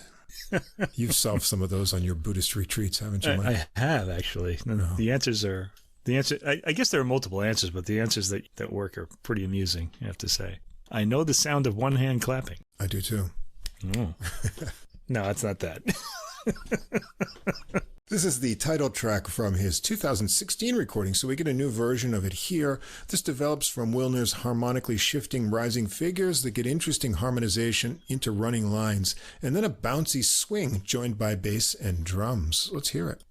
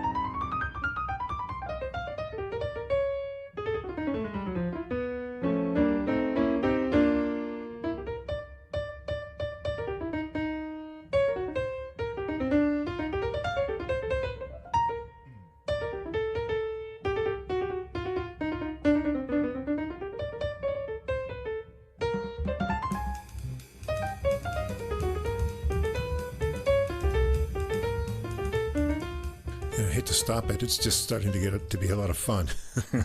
Wilner continues on with melodic improvisations. Gil gets a bowed bass solo here, and Wilner does some trading with Pinciotti's drums very playfully into a final cute section. This sounds harmonically like something, as if it's really a full contrafact. I can't think of what it is, though. In some places, the chord changes are a bit A-Train-like, too. Track 8, If You Are But a Dream. It's a tune from 1942, Mo Jaffe, Jack Fulton, and Nat Bronx. The melody is based on Anton Rubinstein's Romance in E-flat, Opus 44, number 1, popularly known as Rubinstein's Romance, and this tune, Sinatra recorded in 1944. So you've probably heard it. A dramatic intro with rubato, bowed bass, percussive chords, and cymbal washes. It changes up to a slow, steady tempo for a kind of heavy start to the melody, then lightens up for tinkling high-register right-hand improvisations from Wilner. The heavy feel comes back for an emphatic ending. I really liked the change-ups in this tune. Track 9 is Mind Games. Loping bass figures and cymbals started out into a fast walk with more cymbals, kind of similar to Cognitive Dissonance, probably mostly a spontaneous piece, I would imagine. Wilner has his imagination running free, and you'll just have to follow along to see where it ends up until the tune unwinds. Track 10, Lullaby of the Leaves. This is an old Tin Pan Alley song. Goes back to 1932. Bernice Petkery. It's another unique solo piano intro that develops a lot of ideas with some synced up two-hand figures, and Wilner transitions it into tempo for the minor melody. Let's hear that transition from about 1 minute into the tune.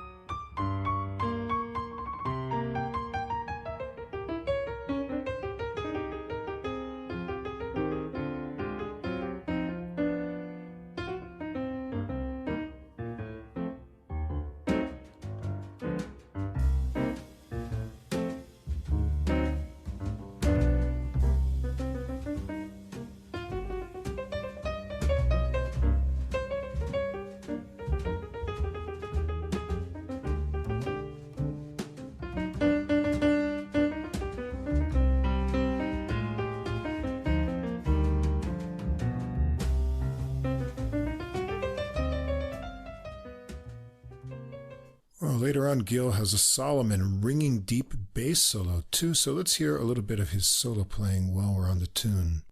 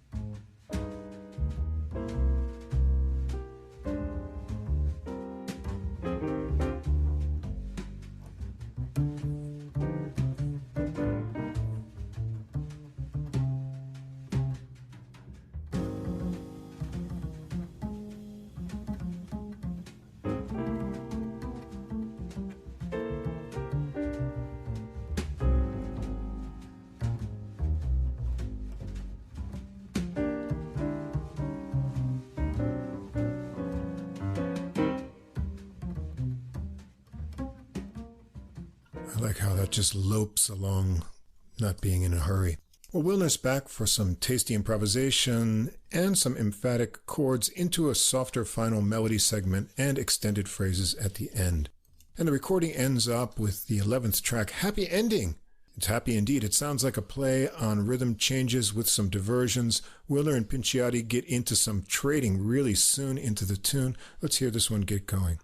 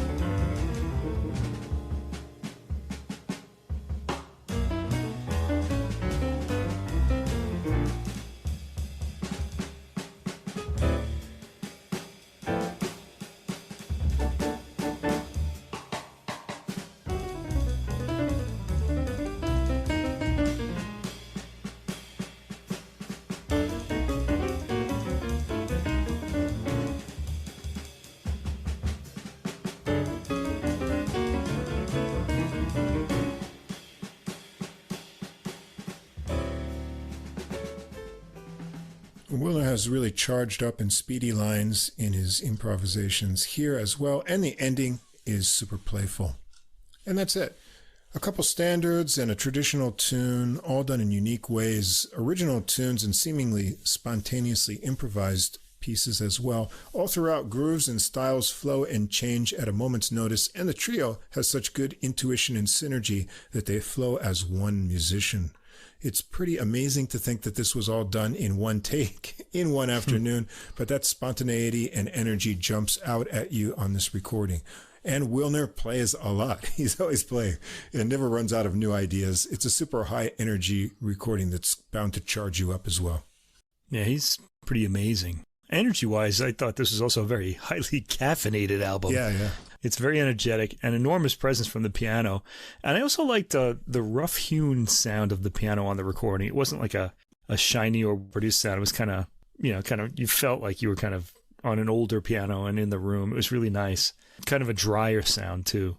I could have done with more piano in the right channel. It's panned all the way to the left. All right, I thought it would have sounded fuller if it was a little bit was in the right channel. With the drums all to the right, too, and the bass is oddly kind of towards the center. So you can kind of see how they're placed on the stage. Right. But I feel like you could have, a little bit of that sound, right, kind of into the other channels. I mean, that's how we hear, really. Wilner plays, though, with a lot of power, getting the piano to sound harmonically full. At times, he'll even add a counter melody in the middle voice. And he has a phenomenal sense of spontaneity with complex and even high-speed ideas. I don't know if I could come up with new ideas at that speed, Pretty fast, yeah. Yeah. I also like the way new rhythmic patterns would suddenly snap into focus at certain points, and I noticed this a lot in the first track. Not the first track, but in Contrafactus. Right. And a bit in the opening of Poor Butterfly, too. In short, there's some impressive piano playing on this album. Bass and drums are solid. To me, this album is mostly about the pianist, although you're right, they do all move as a unit. Aggressive, full-toned, exciting, as you heard. Yeah, check it out. Yeah. All right, staying with the trio format, but going with one of our favorite musical formats, the organ trio. We're going to go over to the UK for the Nigel Price organ trio with this self-release. That's it right there. Came out March 29th on streaming. Now, apparently, this CD has been out since October of last year. October 13th, I think it came out. Because I looked on their Bandcamp site. Yeah, I had it on my, release lists to look for a while. And, every week I check the things on my list, and nope, not available. And it finally popped up. And I guess we could have gotten the CD earlier, but... It's a good thing we didn't, because... Yeah, it's a good thing we didn't, because we just got this CD for a great bargain from Amazon Japan. Yeah, for the equivalent of like $4 American. Yeah. Amazing. Yeah, there were 2 left. We both bought them, and then the price went up to over $20. Yeah, figure that. So we got a bargain basement price on this, and we both have the album, so we're happy about that. Yeah.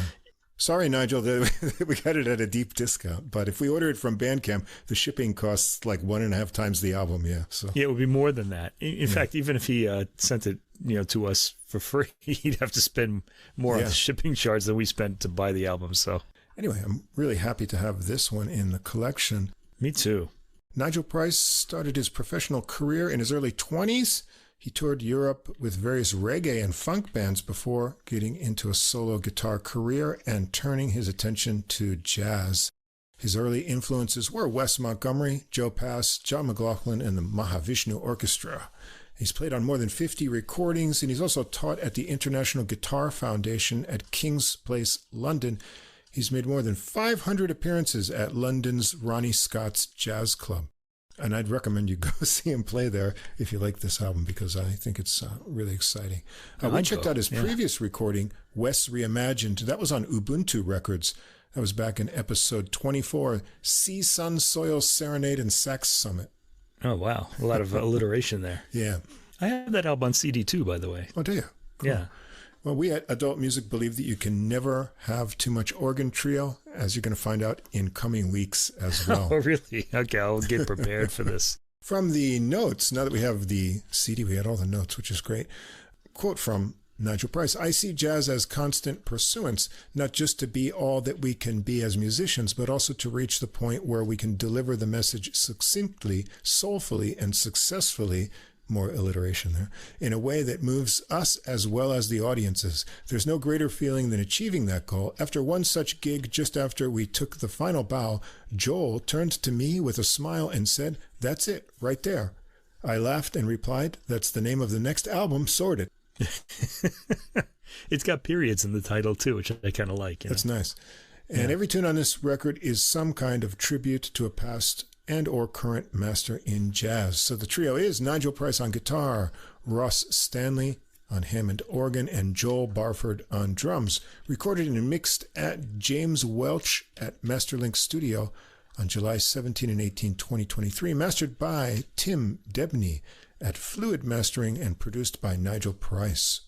So the recording starts out with Hey Shirley, a Price original. This is for Shirley Scott, the organist who recorded albums with Kenny Burrell and Stanley Turrentine, and Price mentions her elegant approach to playing. It's got a gospelly fast 3/4 beat to it, clicked in by Barford into a 16-measure intro and drum break. The melody covers 64 measures. The first 16-measure guitar sections are similar but with different endings. Then the organ gets a section and a final guitar section like the second section from before. Let's hear it get going.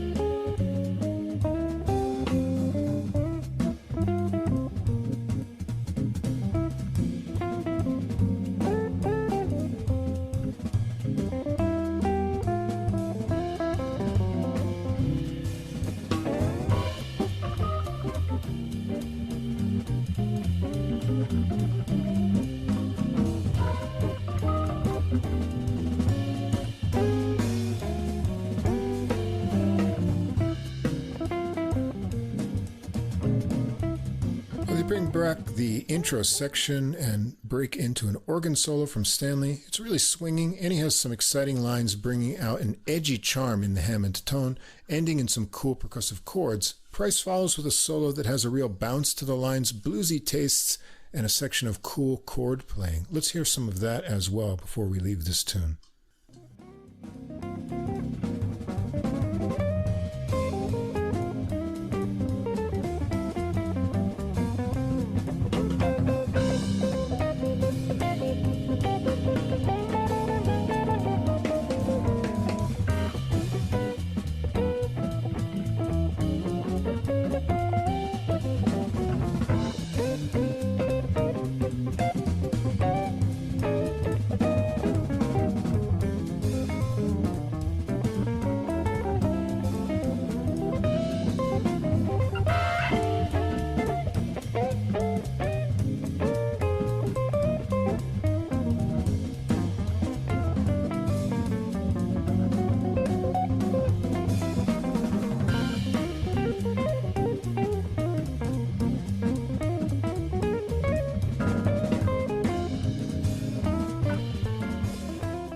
I think everybody's going to want this CD after hearing that guitar solo. Some more of the intro vamp with Price adding more licks connects to another run through the melody sections and an outro with some nice drumming to wrap it up. Track 2 is Morning Star. This is a tune by Rogers Grant, who was an American pianist. Price heard this composition played by Canadian guitarists Lorne Lofsky and Ed Bickert in their Quartet group. Bickert used to play with the Rob McConnell and Boss Brass Big Band, I remember. And Price got the chart, actually, from Lofsky to play this tune. The lightly swinging and dreamy melody has long rising lines that Price phrases fluidly. Let's hear this one get started.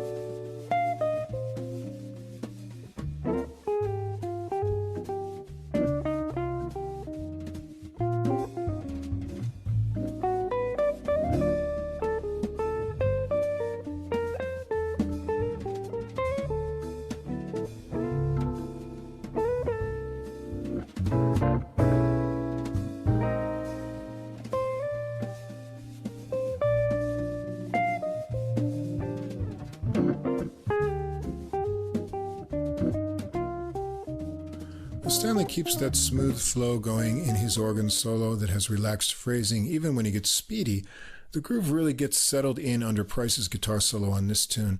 They both trade off some fours with Barford's drums before heading back to the melody. Track 3 is Night Flight, a Price original. The notes say that this started out as a contrafact, there's that word again, of Herbie Hancock's Maiden Voyage, with Price experimenting with making the chords minor, but it eventually became something quite different. And I wouldn't have guessed that's how this got started when I listened to the album before knowing that, but it makes sense in the way that it modulates when I think about the original. The speedy guitar lines are really cool, and we have to hear it get started.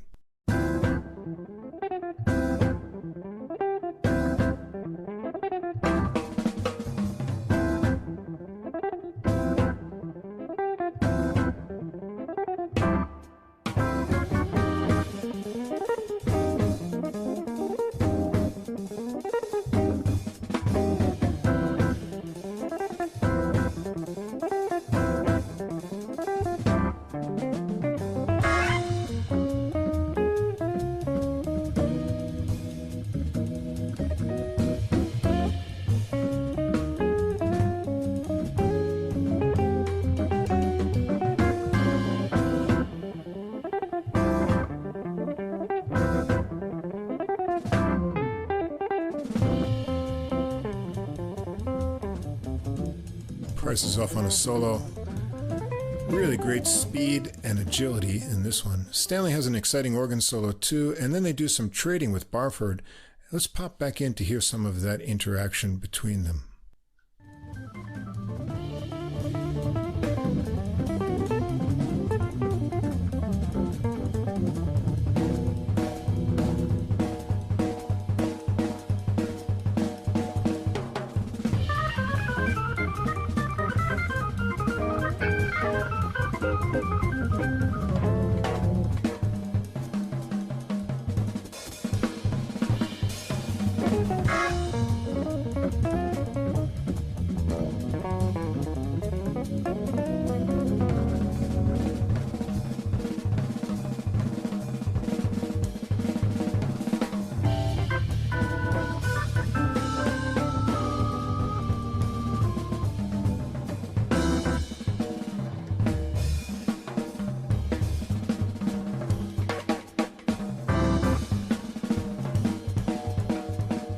Barford gets to extend some more there, getting fed with those chord hits before they get back to the speedy licks of the melody and some big organ chords to end it.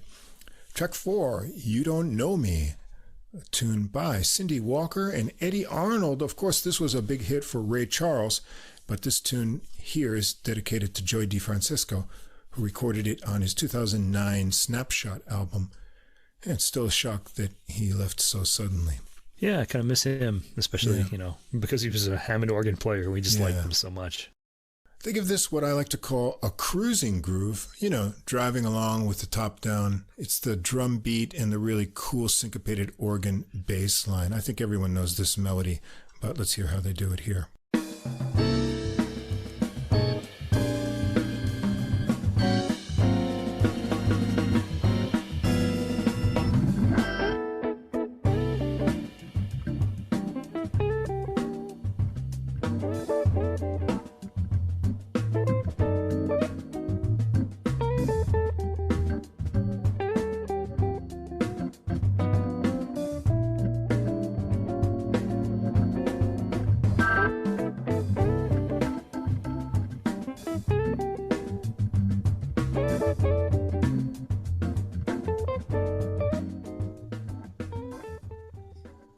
Price starts out with snappy phrases in his solo that match the groove, some cool triplet figures and dissonant double stops too. It sounds so happy that you don't care if she knows you or not. This is perfect for some chord soloing too, and Price plays on and on. Stanley starts the organ solo with choppy chords and then changes up the drawbars to smooth tone for some skittering lines.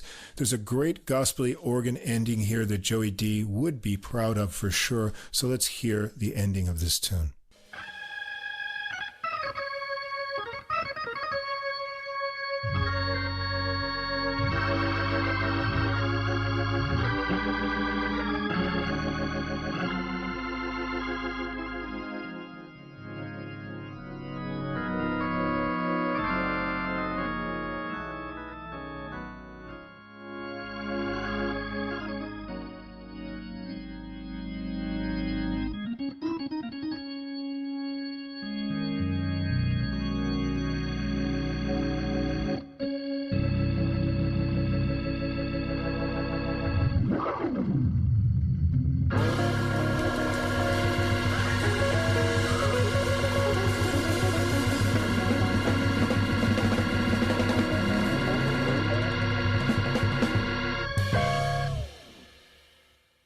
Nothing sounds like a Hammond organ.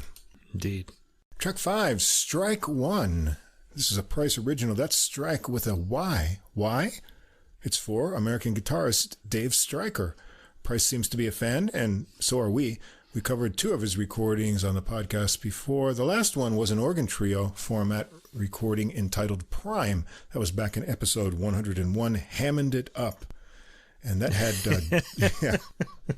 that had Jared Gold on some really edgy organ playing. And Price writes that he didn't intend to write a tune with Stryker in mind, but that this one makes him spring to mind. I'd agree right from the opening licks. After an 8-measure intro, it has a 32-measure melody. How the groove changes up from a Latiny click beat to a walking bass groove and then something more syncopated is pretty cool. Let's check it out.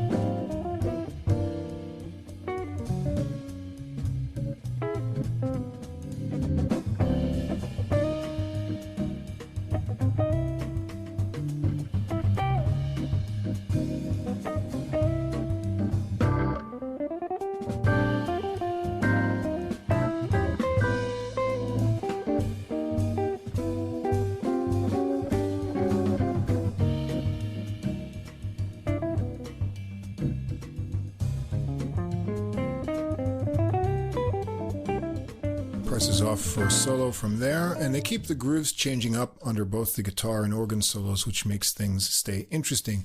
Really nice playing from Stanley, mixing up the bass lines while soloing. Barford gets to work speedily around the kit under some chord vamping before another run through the melody. Track 6, this is what I said to open the podcast. Spring can really hang you up the most. A song by Tommy Wolfe and Fran Landsman. It's a popular tune from 1955 and has now become a jazz standard. Here, Price says that he has changed the harmonies a bit to be along the lines of Kenny Burrell playing A Child Is Born on his God Bless the Child album. That goes back to 1971. Very nice ballad playing here. Stanley really knows how to get the right tones for the mood on the Hammond, and the chords below the guitar melody are lush and have those little swells I love so much. Price's solo here has subtle dynamics in his figures and tasty articulation with little pearly bends. Stanley starts his solo with a high line that has a clear tone and percussive attack in contrast to the warm swells underneath. I wasn't going to sample this tune, but this solo has such great tones and lines that we just need to hear a little bit of it.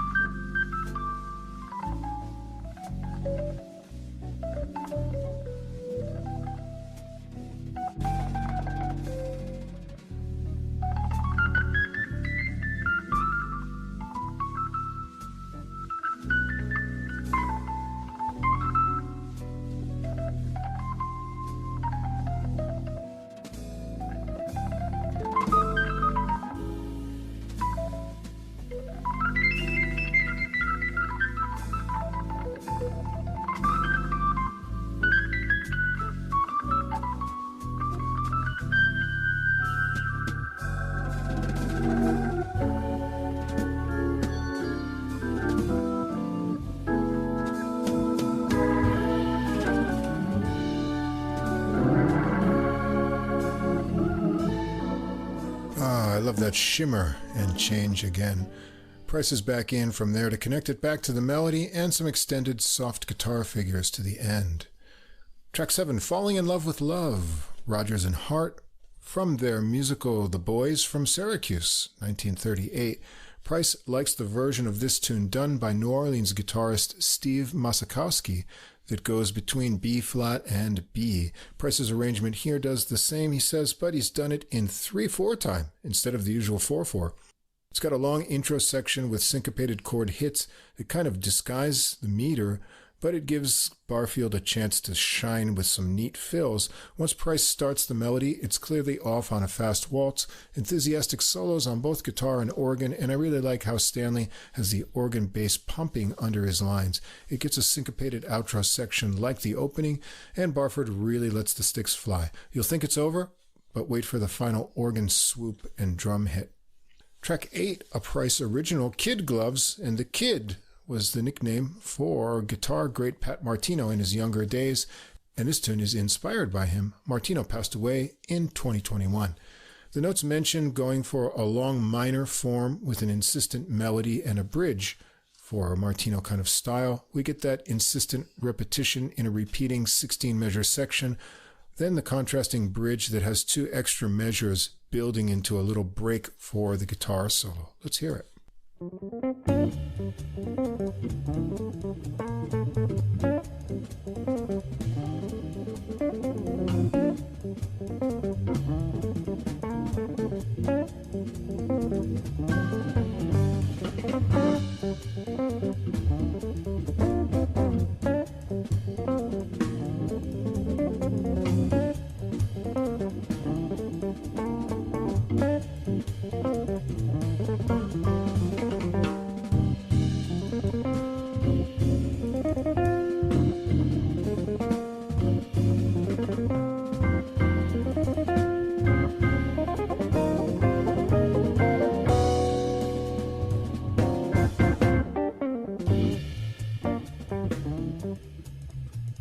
Price has a smoking, bluesy solo here with tricky lines over the bridge sections.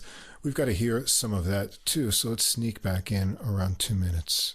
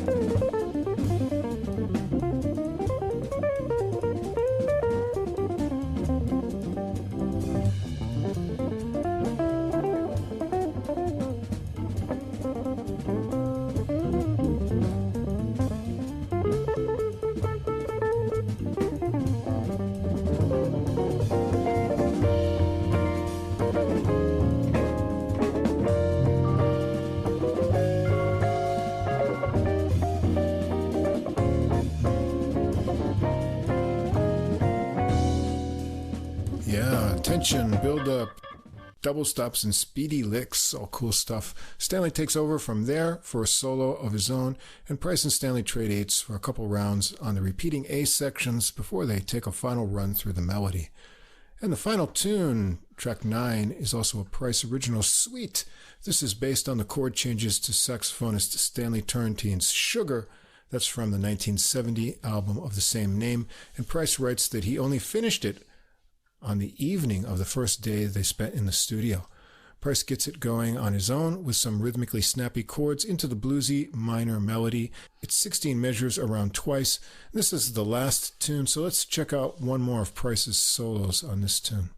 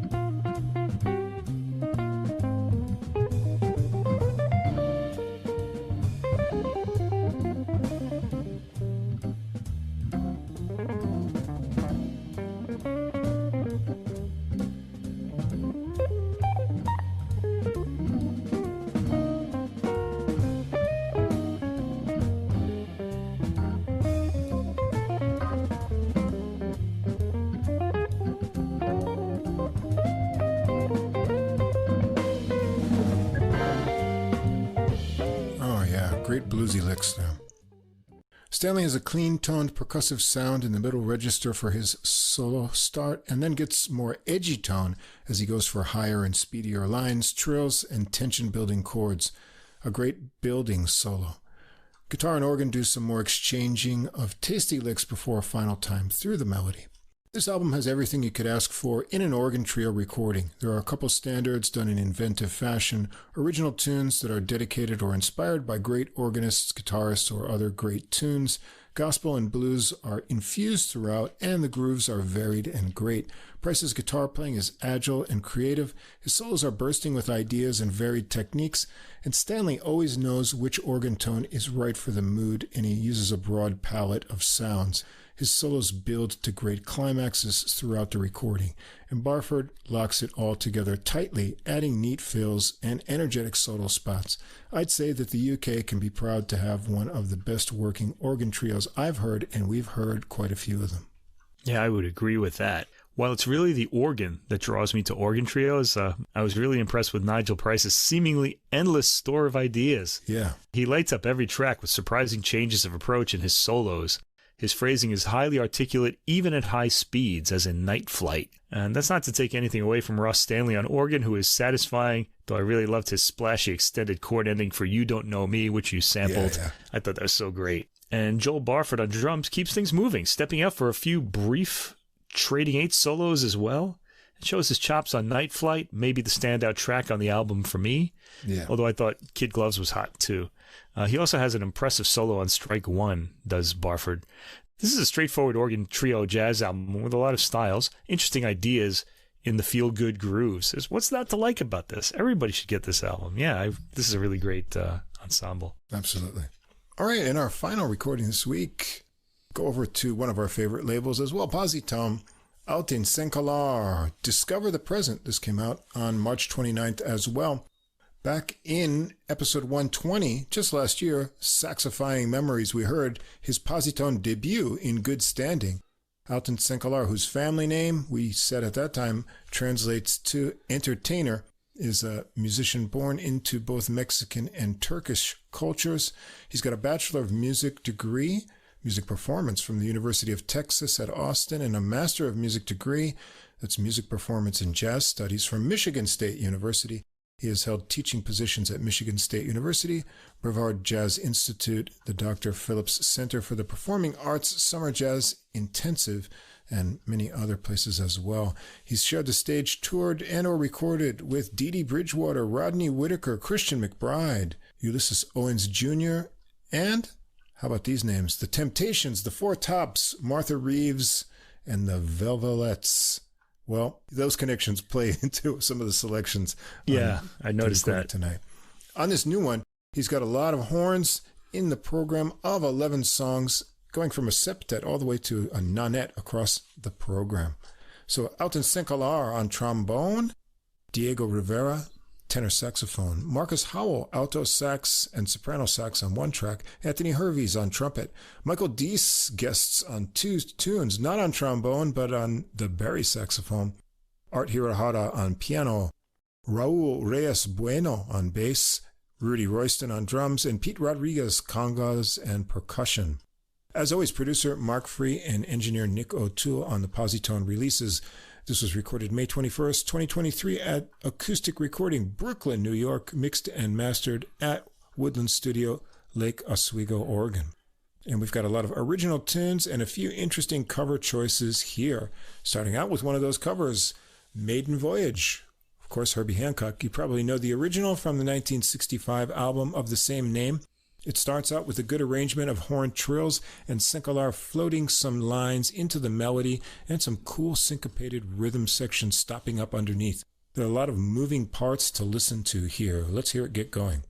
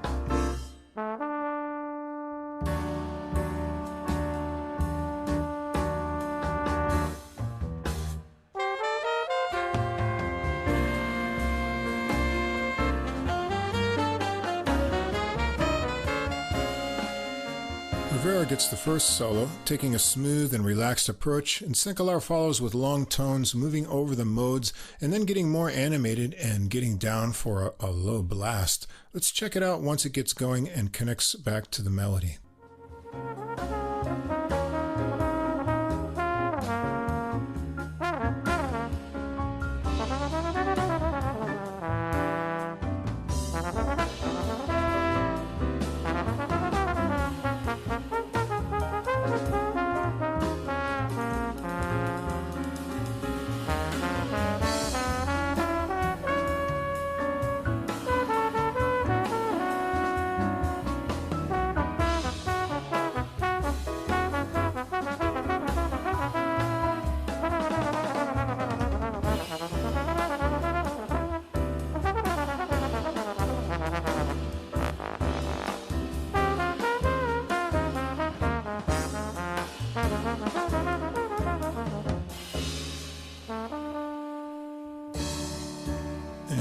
Melody from there.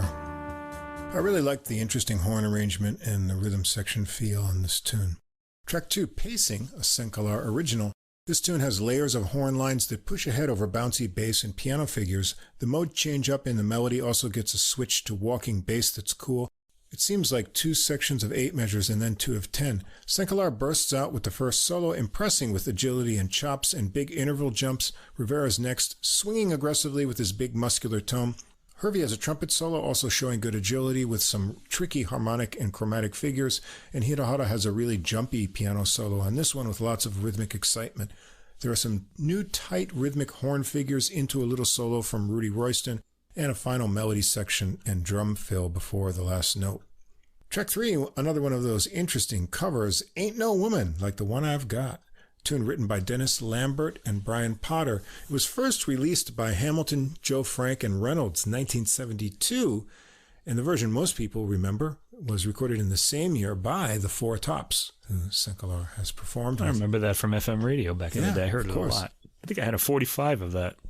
Yeah, you'll hear those rhythmic vocal lines in the Four Tops version here in the horns. Michael Deese joins in on the Barry sax for this one. A nice horn arrangement, and Rivera gets the melody over a cool R&B groove from Royston. Of course, we have to hear this one get started.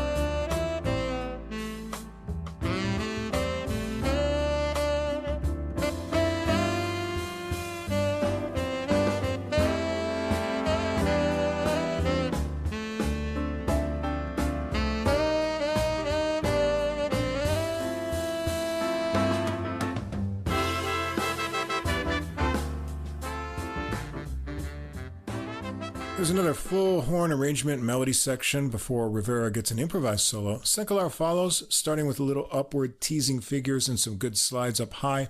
And Michael Deese gets a Barry solo, so we better check that out because this is one of only 2 tunes he plays on the album.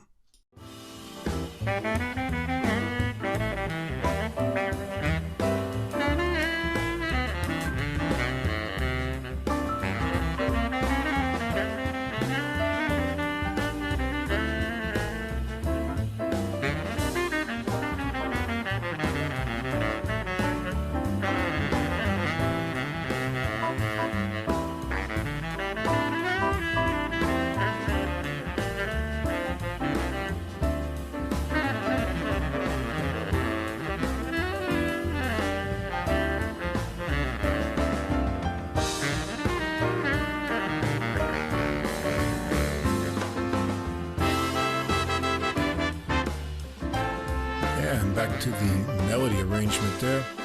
This tune really brought me back to the 70s, Mike, and I was enjoying it. Yeah, me too. Until I remembered how bad the fashion was back then. Yeah, it was bad fashion, but there's a lot of other... The music was really good, though. The music was good.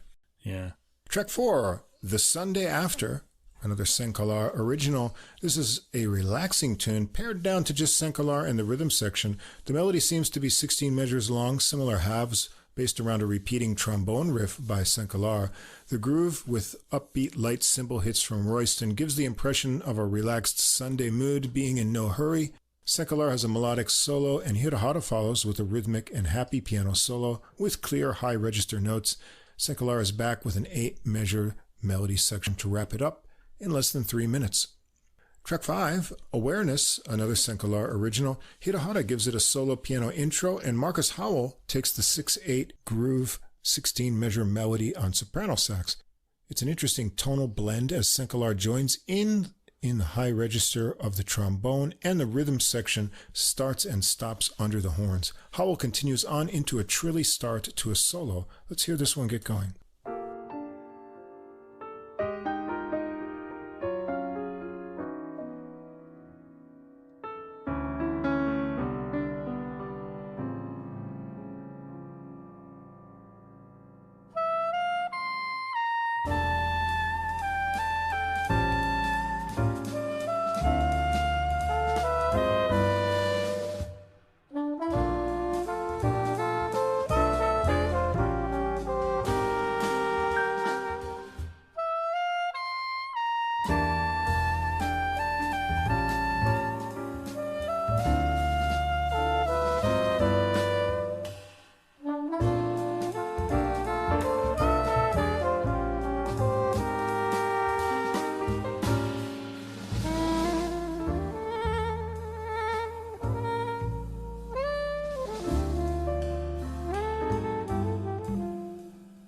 Howell has a rounded soprano sax tone and sultry phrases. Sencalar keeps his solo a bit reserved here too, but has a nice mix of rhythmic phrases, and Hirahara's up last and has a contrasting solo that really chimes out before one more time through the melody and a slowed ending of descending lines over bowed bass. Track 6, time for a Latin number, Nuevo Dia, another Sencalar original. Royston gets it going and keeps it charged through the intro horn lines into the minor melody handled by Sencalar and Rivera in close company. Let's hear it get started.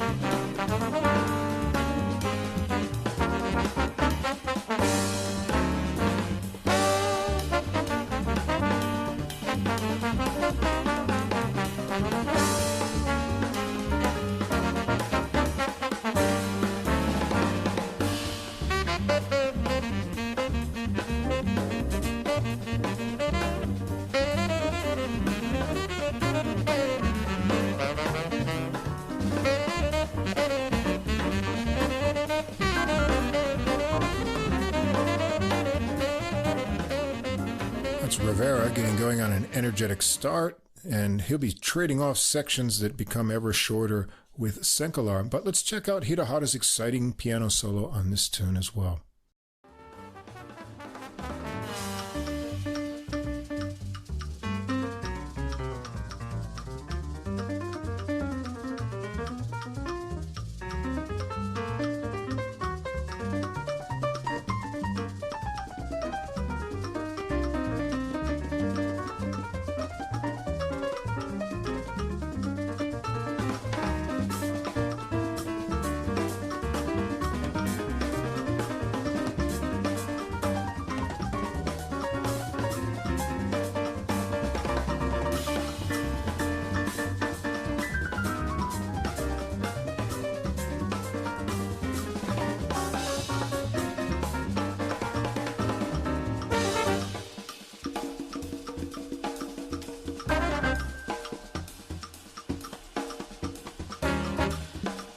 A little drums and percussion breakdown section there before we return to the melody. This tune's a lot of fun.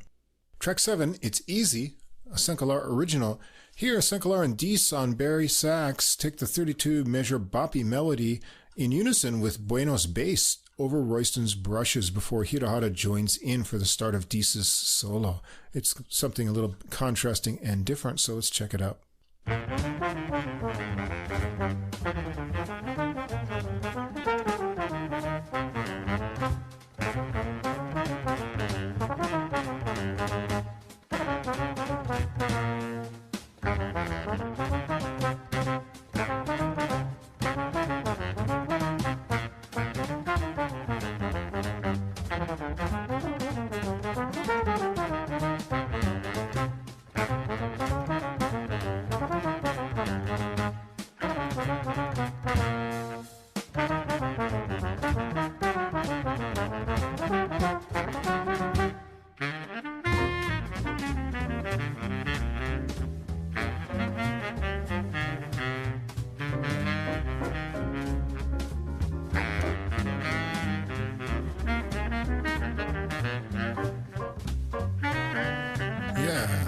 He swings a lot in this one with some fun triplet figures tossed in and gets down really low. Sencalar follows with an effortless solo, snapping out tricky slide figures and happy melodic lines. And Bueno gets a bass solo too with clear tone and good melodic flow. Bone and Barry trade fours with Royston's super fast sticks for a round before another run through the melody, this time over walking bass and with piano. The little triplet tag at the end of the tune is cool too. Track 8, Latin time again with the Sencalar original Pocket of Clave. Bueno starts it out on bass, some clicky percussion is added, and then Hirohata whips up a rhythmic fury on the piano into an exciting horn arrangement. Don't miss the chasing left-hand piano and bass lines between the horn lines as well. Let's hear it get going.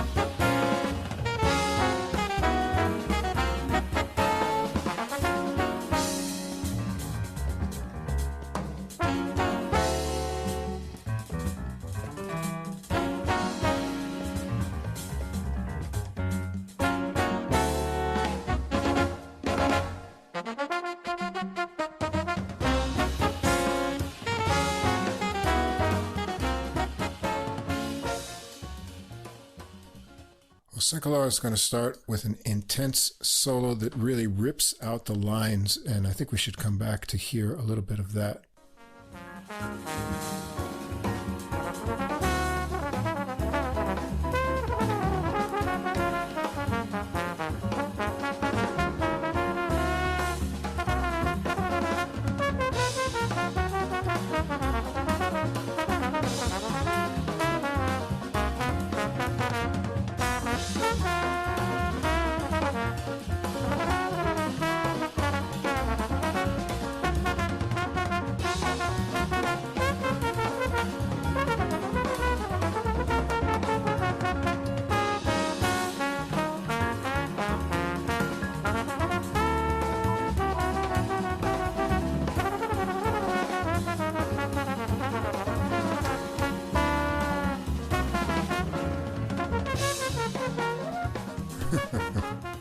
Yeah, it's a lot of fun. Howell follows with a searing toned alto solo, and then Rivera's up on tenor, and finally Hirohata. There's a new section of horn lines to some drum breaks from Royston, and a final short melody phrase to end it. Track 9 is also a Sencalar original, More Than One Answer. There's an 8-measure introduction with syncopated trombone figures over the rhythm section. The melody is kind of nostalgic and swinging, with Hervey on muted trumpet on this tune. It's a 32-measure melody with an alternating lyrical and more swinging sections. Howell is up first on alto here, so let's hear some of him on this tune because we haven't heard his solo yet.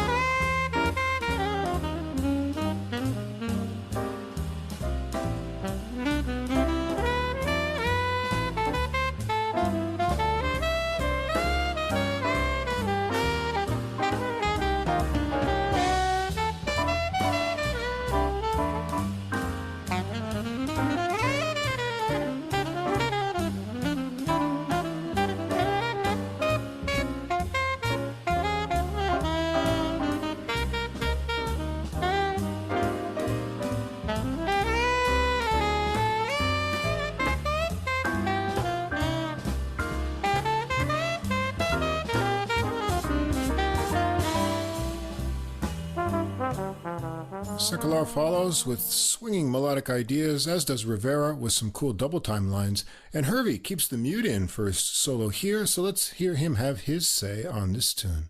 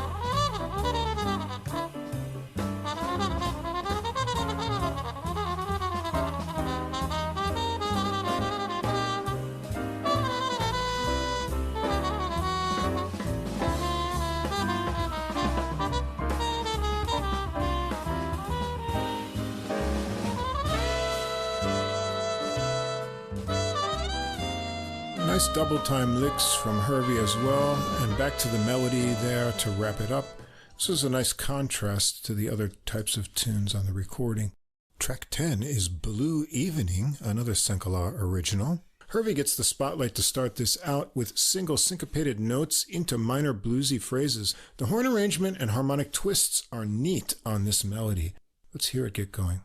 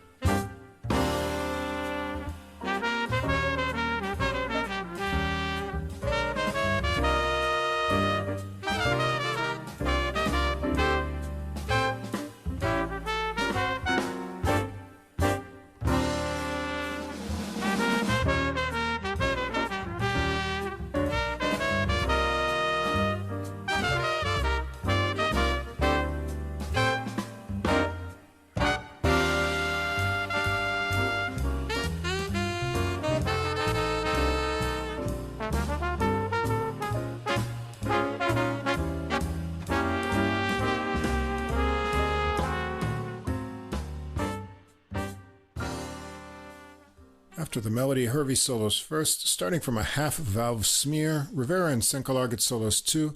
Don't miss the tricky slide work and impressive trombone chops on this one. And Hirahara gets the last solo with a mix of bluesy tastes, high trickles of notes, and punchy chords. The horns come in under him for some backing into another run through the melody. And the recording ends up with a standard, You're My Everything, Harry Warren, written in 1931 for the stage production The Laugh Parade. Hirahara gets it going with piano chords, and there's some light conga underneath into the melody that gets a Latin treatment. Hervey on muted trumpet here, and nice handing off to sax and trombone lines. Let's hear it get started.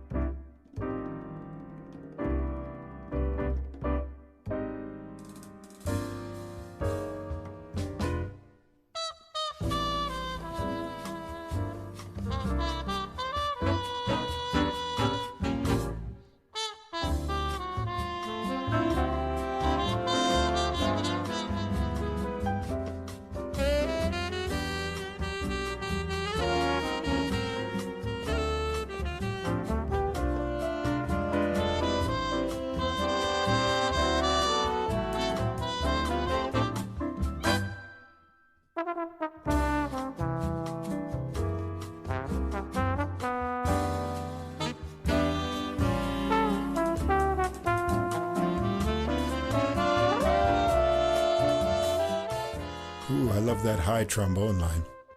Sencalar solos first with lots of rhythmic fun and great tone, so let's give him one more spotlight since it's the last tune.